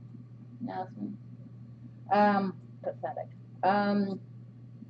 Okay, so it was church, swimming club, and that was pretty much it. They were the two clubs after hours, and the rest of the time I was sitting in an office in Dunwoody with Prudential Realty, and I did open houses every weekend, come heck or high water. The only one I didn't do were 2 weekends. One was Mothering Sunday, and one was Father's Day. The rest I did. Even Super Bowl, because I had no idea what that was. Still did it. Yeah, that was a failure. But you know, it's okay. So you've got to find your niche. So don't be running fast to get this business. Be methodical. What are you good at? What do you like doing? What do you not like doing? And they're the people that you want to hang out with. Do they all have to be millionaires? No. I mean, that's, you know, what Jason said about the lady who went off to the tennis club. I get it, okay? I get it. They were probably wealthy. The other thing I thought about was that they were probably fit. You're in, what part of the world was you talking about? Savannah. Is it cold in Savannah? No. What's it like in August in Savannah? You're playing tennis at 11 o'clock in the morning. Are you fit? You better be. You're about to have a coronary if you're not. I mean, that is just hideous temperatures to be playing tennis. But I guess that, you know, they grew up in it. I just know that when I've been to Savannah and Charleston, that you can hardly breathe if you're out during lunchtime, let alone be running around on a tennis court. What else? Hold on. I have to go through this, but I'm going to get short. All right, so hold on. We need to go to a 10-4 here, okay?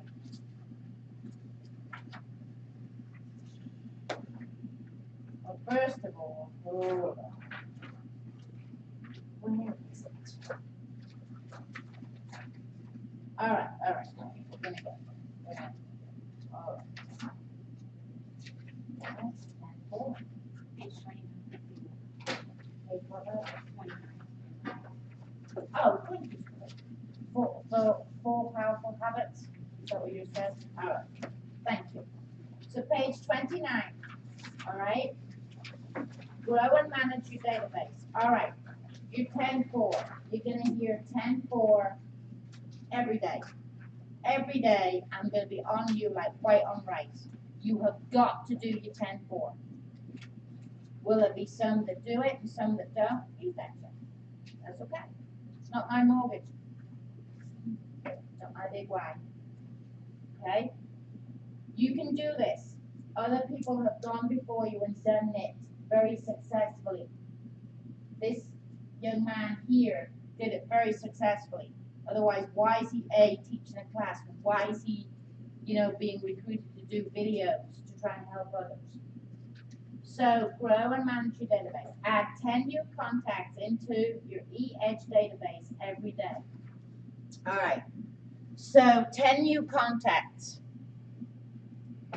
10 new contacts means new contacts. Who here knows what I'm talking about in eEdge? Doom and gloom. Yes, you better have. Put your hand up. So, eEdge, all right, is, let's see here. Let me just go to here.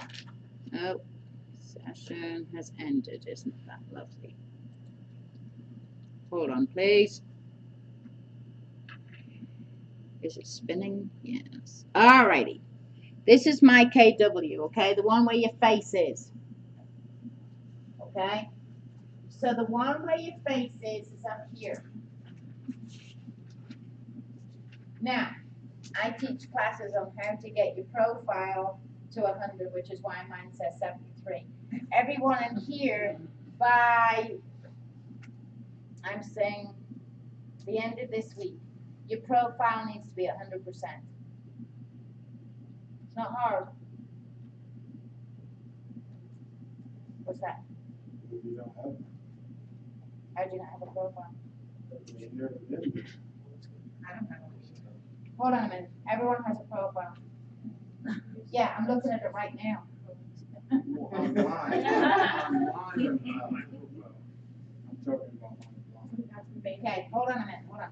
I think you and me are talking about different things. Okay, so hold on. When you say you don't have a profile, are you saying you have never been? Who here has been to orientation? You haven't been to orientation. Got it. When are you next going to orientation? Tomorrow. Tomorrow. Good. That's why you'll learn about KW Connect. You have a profile sitting right there. Okay? And what you do is, okay, just in case she doesn't go through it in depth, there's your profile. You just click on and you see that word edit. Okay? You'll just add all your stuff. Okay, so you can see stuff on mine is missing. That's okay. The phone fields can also be updated. It tells you straight away where you're a loser. Here, here, here, here, here. Okay, so these all need to be updated. Okay, but don't stress about it. Don't stress. I'm just telling you, since I saw it there and I could see a few of the smart ones going, oh, 73, what a loser. So, fine. Now, here is your, this here, you'll see it says e-edge, right? So, my leads, my marketing, my contacts. Stand by. So, you'll be adding contacts in e-edge, okay, for the minute anyway. When you've got a few sales under your belt, you'll be using another CRM, okay, which is a contact management system. All right, but for the minute, you're all paying for this anyway, so why not use it? And it feeds into all sorts of other stuff that you do here at the market center. Why not use it? So, all these people here are in. You see how it says? Okay, just looking. All these people is when I first put them in, but that was because they're in a class. All right? That we did. So this, hold on, where'd it go? Sorry. So this is your e-edge. So what I want you to do is, I want you all to go to, you see this button here, education? Then you go down to KW Connect. Then you go down, I don't know what she's talking about. What did she say? Anytime you don't know. There are thousands of KW Connect videos. Thousands. That they spend millions creating.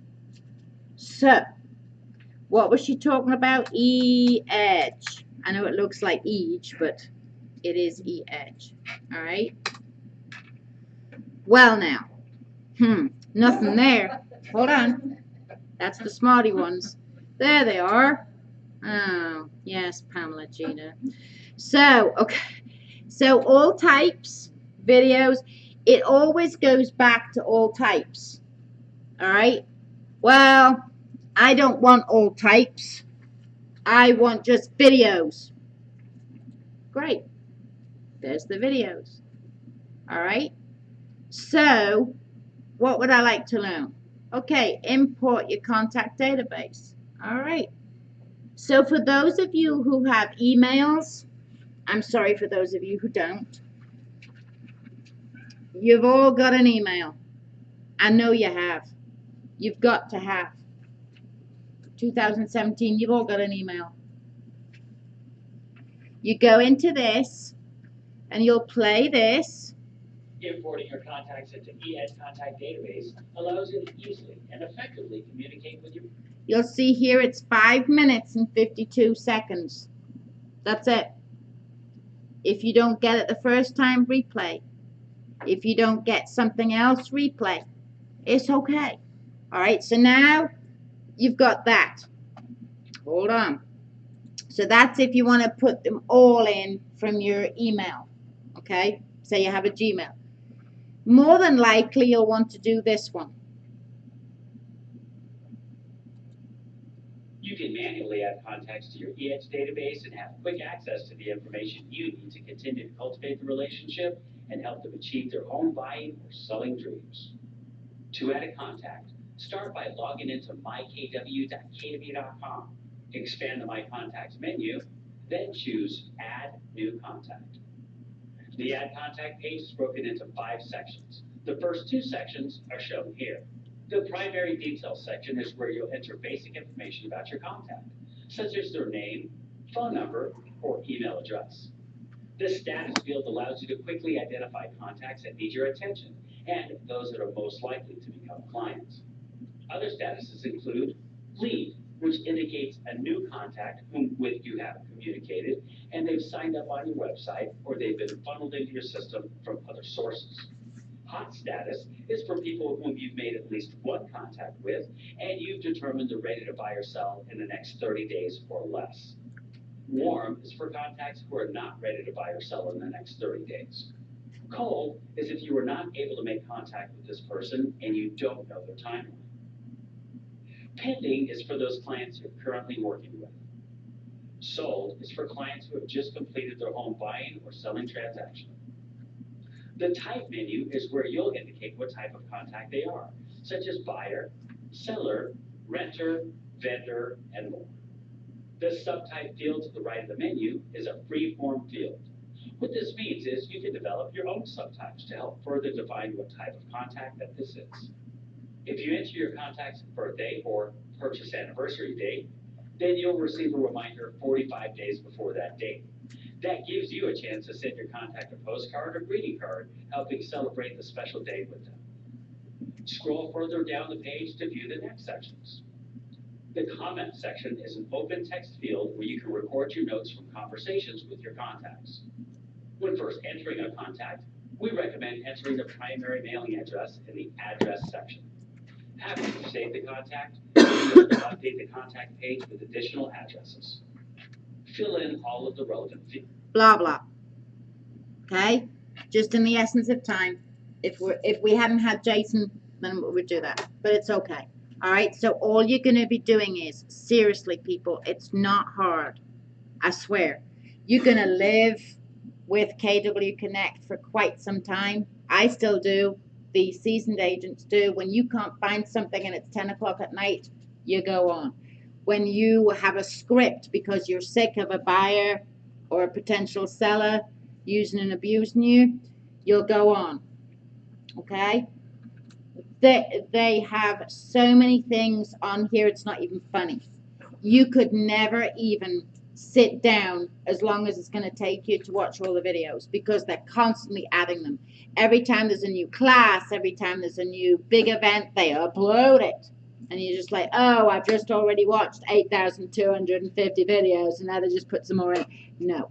Okay? So don't worry about it. But the big thing is that you do get au fait with it, which means just get acquainted with it. Okay? And it's all in here. Okay? So, I'm not going to dwell on that. Okay? Stand back. We got 10 minutes. You're good. All right. So, add 10 new contacts. That means 10 new contacts. 10 per day. So by Friday, you'll have added 50 contacts. What does a new contact mean? Someone you don't know. Someone you wanna contact. Right, someone you don't know. So how are you gonna get an extra 10 today? Just walk up to people and talk. Okay, that's a good way. And if you're frightened of doing that,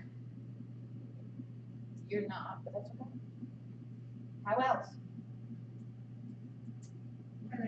Phone calls. I have hundreds of Facebook friends, and I don't really personally know all of them. So All right. maybe like for those ones I don't really know, and message them. Nope, here's the thing. I know millennials have to text and Facebook message everyone, okay? He's no, he's not a millennial. I don't think, right, Jason? I think he's just a little bit older.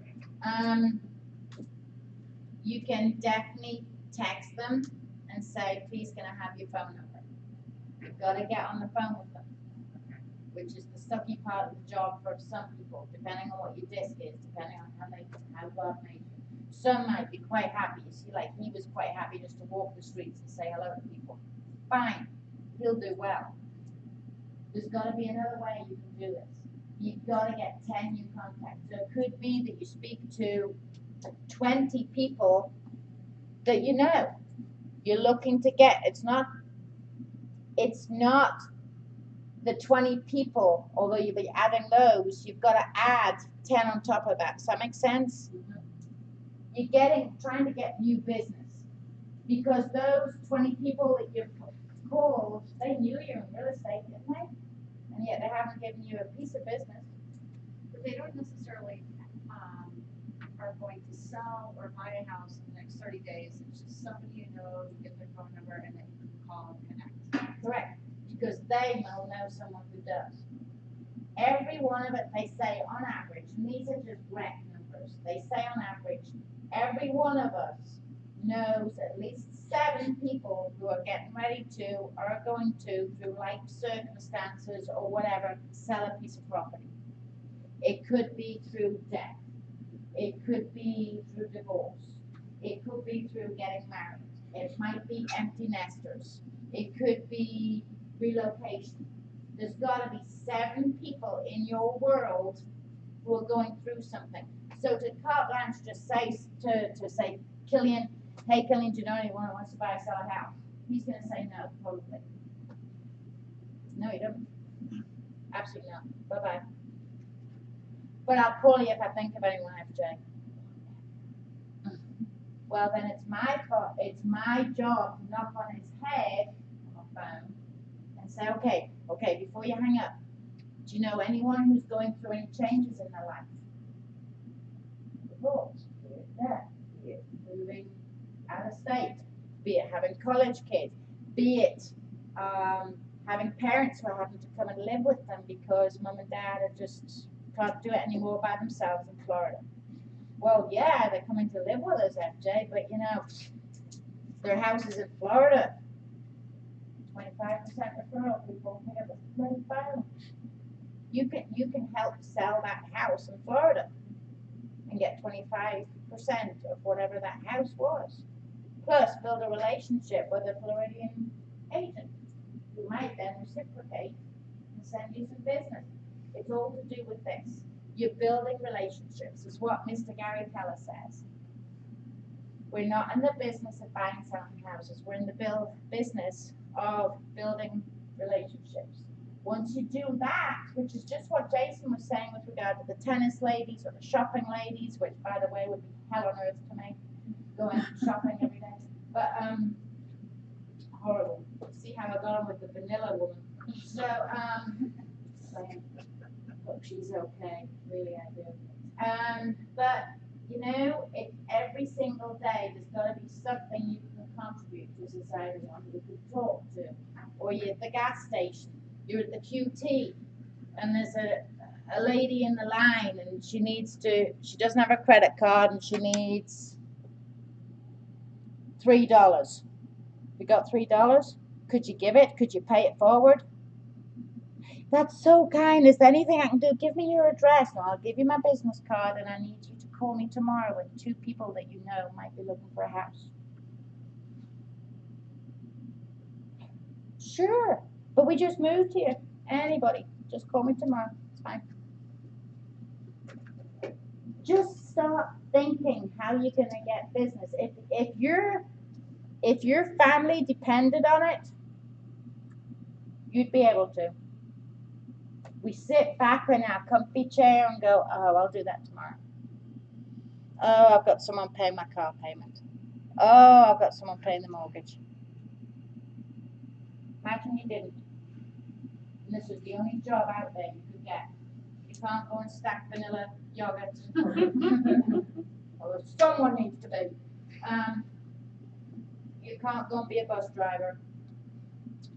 I'm just thinking of the jobs that you can just walk into, you know, without having to prove to anything. I mean, you just can't. So if this was the only job that was available, what would you do? You're going to either sink or swim. So, you know, you've got to do it. And it's fine, it's fine. If I can do it from a foreign country, you can. Look at these 2 here, don't even speak the language. Seriously, I feel useless 3 times to fail the bloody thing. Anyway, so, prospects, speak with 10 people in your database every day. If you spoke to 10 people every day in your database, the likelihood is that the first thing would just happen. So why not? What are you gonna lose? Pick up the phone. It's not all just Facebook. You can knock on doors too, right? Yes. 10 times. If you don't want to do that, it's okay. You might like that. He that might like that. There's other ways we can get in contact. But yes, door knocking is an excellent one. Follow up. Now here's where the rubber meets the road. This is where the men hate me. You all have to, on Wednesday, bring in your notes. She's heard this before. You've got to write 10 notes. Went to who? We just talked.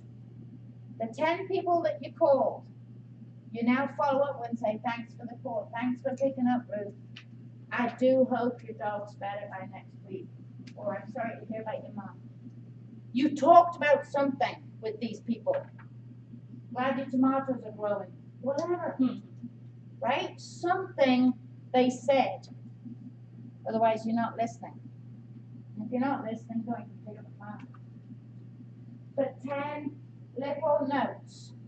That's all. I don't have any business cards yet. Okay, do you have bills? Yes. Write number down. Write name down. So you get your business cards. That's okay. If you have another job, if you have another position, please do not put those business cards in here. That is not what this is about. This is about your real estate life. You can do it for your other life. That's okay. Like Pamela probably had business cards for her other life. That's okay. That's a whole other set of okay. Another set of opportunities. Yes, what's that? Okay, another set of people. Okay, that's a different set of mailouts. So 10. Well, this is going to cost a fortune. No, it's really not.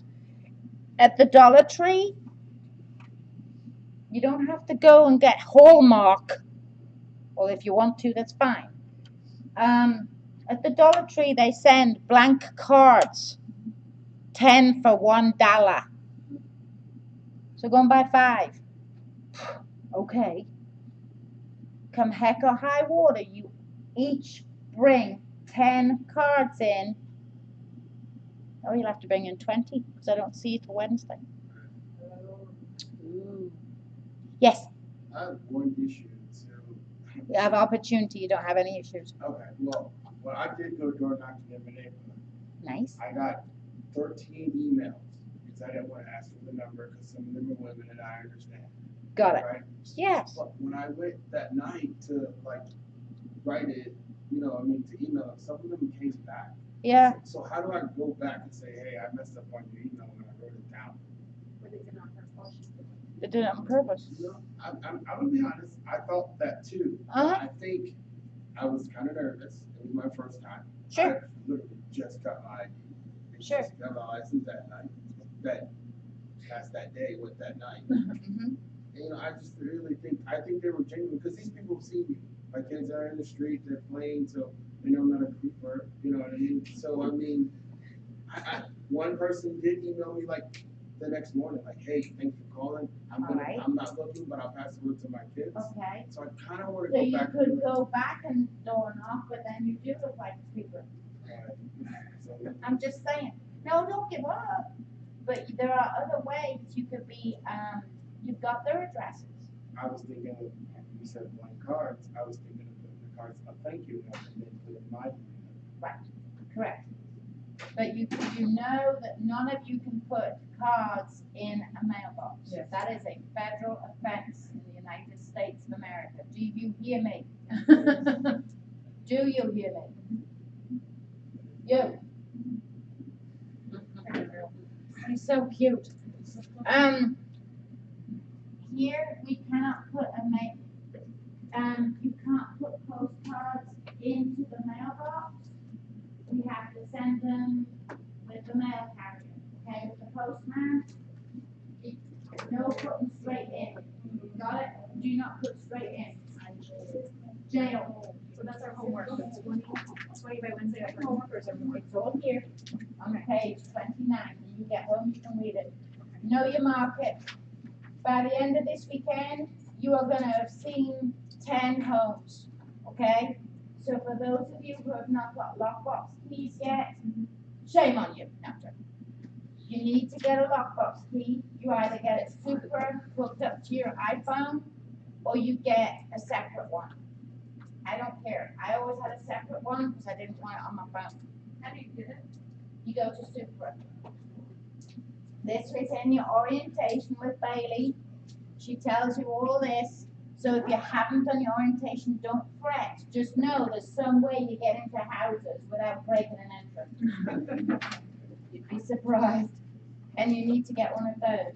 Next, okay, I will be sending out an email, okay, to all of you, reminding you. But Wednesday, please don't forget. Thank you for coming on. Thank you, sorry. Oh, school went well.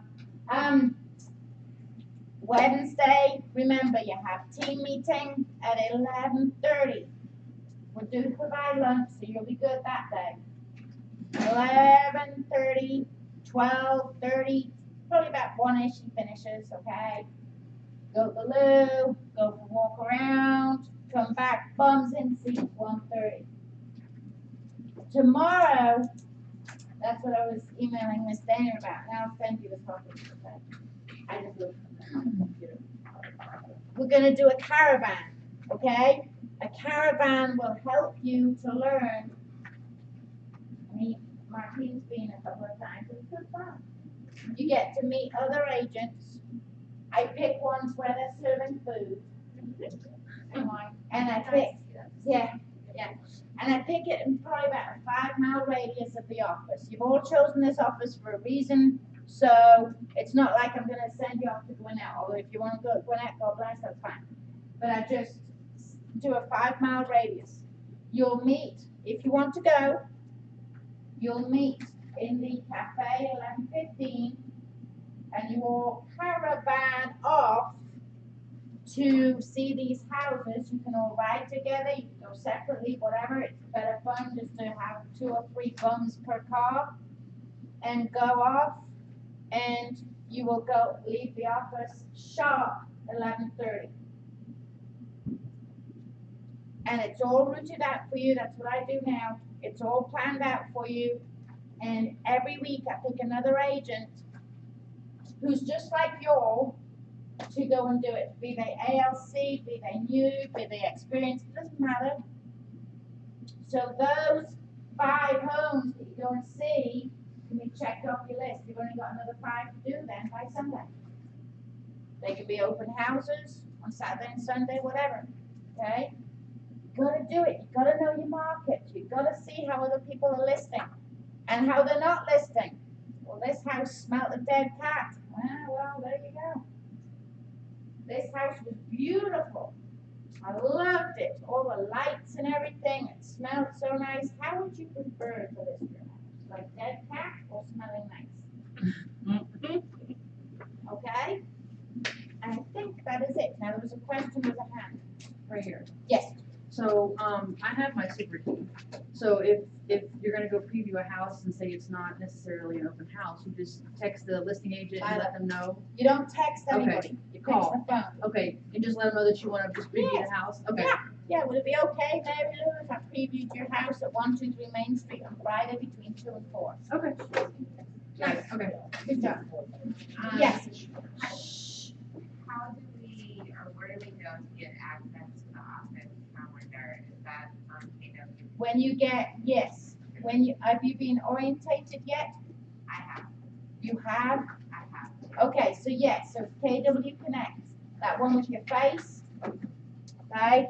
Like the other one I showed you before, love? No worries. Hold on. So you go to My KW, this one, okay? Market Center Internet, because My KW is for the whole country, whole world has that one. Market Center is just ours. And then here's your calendar. Okay? Any other questions? Yes. In our transfers cards or letters cards, is there a message, should we ask a question? Is there a specific targeted message we should go for? It's really this first one is thank you for answering the phone to me. You know, I'm in real estate, this is my job now. Job, you can underline, this is my career. We look forward to seeing you again next week. Whatever you talked about, but for the minute, this is just like a touch. Hey, don't forget me. Okay. And then we go on to the next one, the next one. Okay. When you ask for, yeah. All right, you are released. Thank you very much.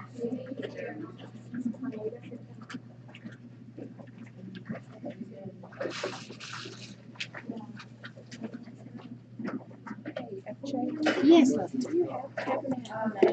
Oh, It's yes. gonna be kind of difficult. I know. Sorry about that. That's okay.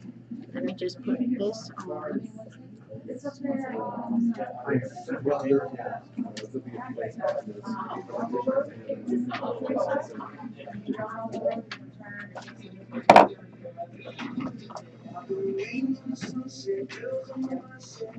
All right. Do you need another one? Well, yeah, Do you need another book? No. That's what I'm doing. Quick question. Yes. You said that EH is being replaced by another CRM system? No. You say for the first few times you use EH and then you switch to another one, you said? No. I said once you've had a few closings, then you can do another one that you pay for. But for the minute, you should do EH. Okay. Yes. Most people switch though, they don't keep using it. Big teams normally switch to the top producer, but you don't need to worry about that yet. You just need to get yours in EH. Because I don't want to invest in EH. You're not going to invest in Jack. No, even the best. Another excuse. No, just get it done. You should have already 50 for my last conversation. Your twin brother. Hey, you going to caravan? I will find your, I will send you the list.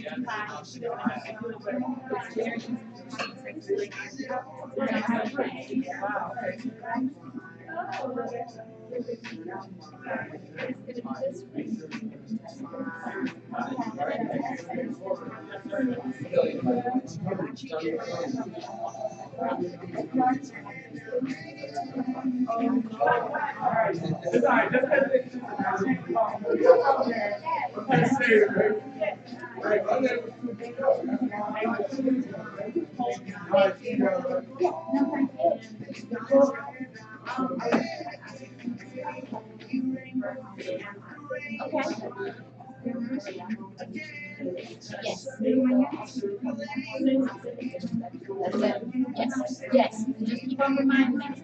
Okay, all right. And what month was that you did? Okay, gotcha. Good. So I'll keep on remind because I'll have to go back to the file for them to sort it out. Oh, really? Just so this doesn't happen. Yeah. And then I'll just flag your old sign-in sheet. Okay. And the location for this class and send all this around. Okay. All right. Thank you for coming.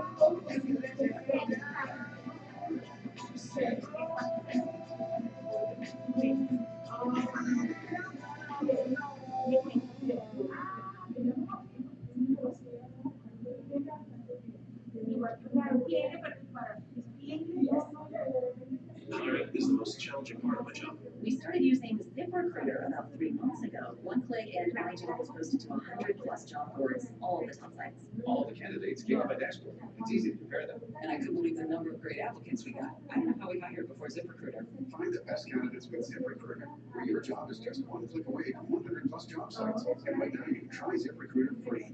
Just click the button or go to ZipRecruiter.com/Pandora. That's ZipRecruiter.com/Pandora.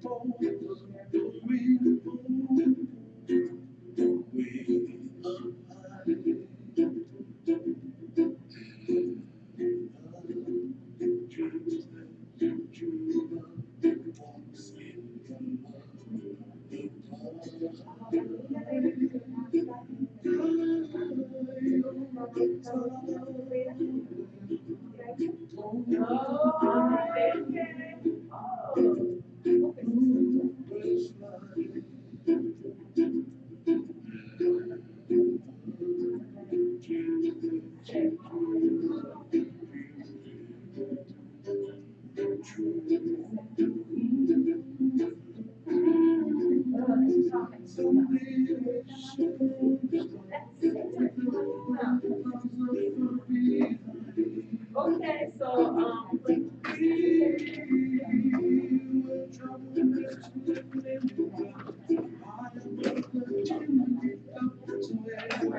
Does that make sense? Yes. So someone else asked, I was like, hey, how you doing? Bye, bye, behave, be good. Yeah, you too. I'm watching you too. You're so cute. Hold on 1 minute, 1 minute.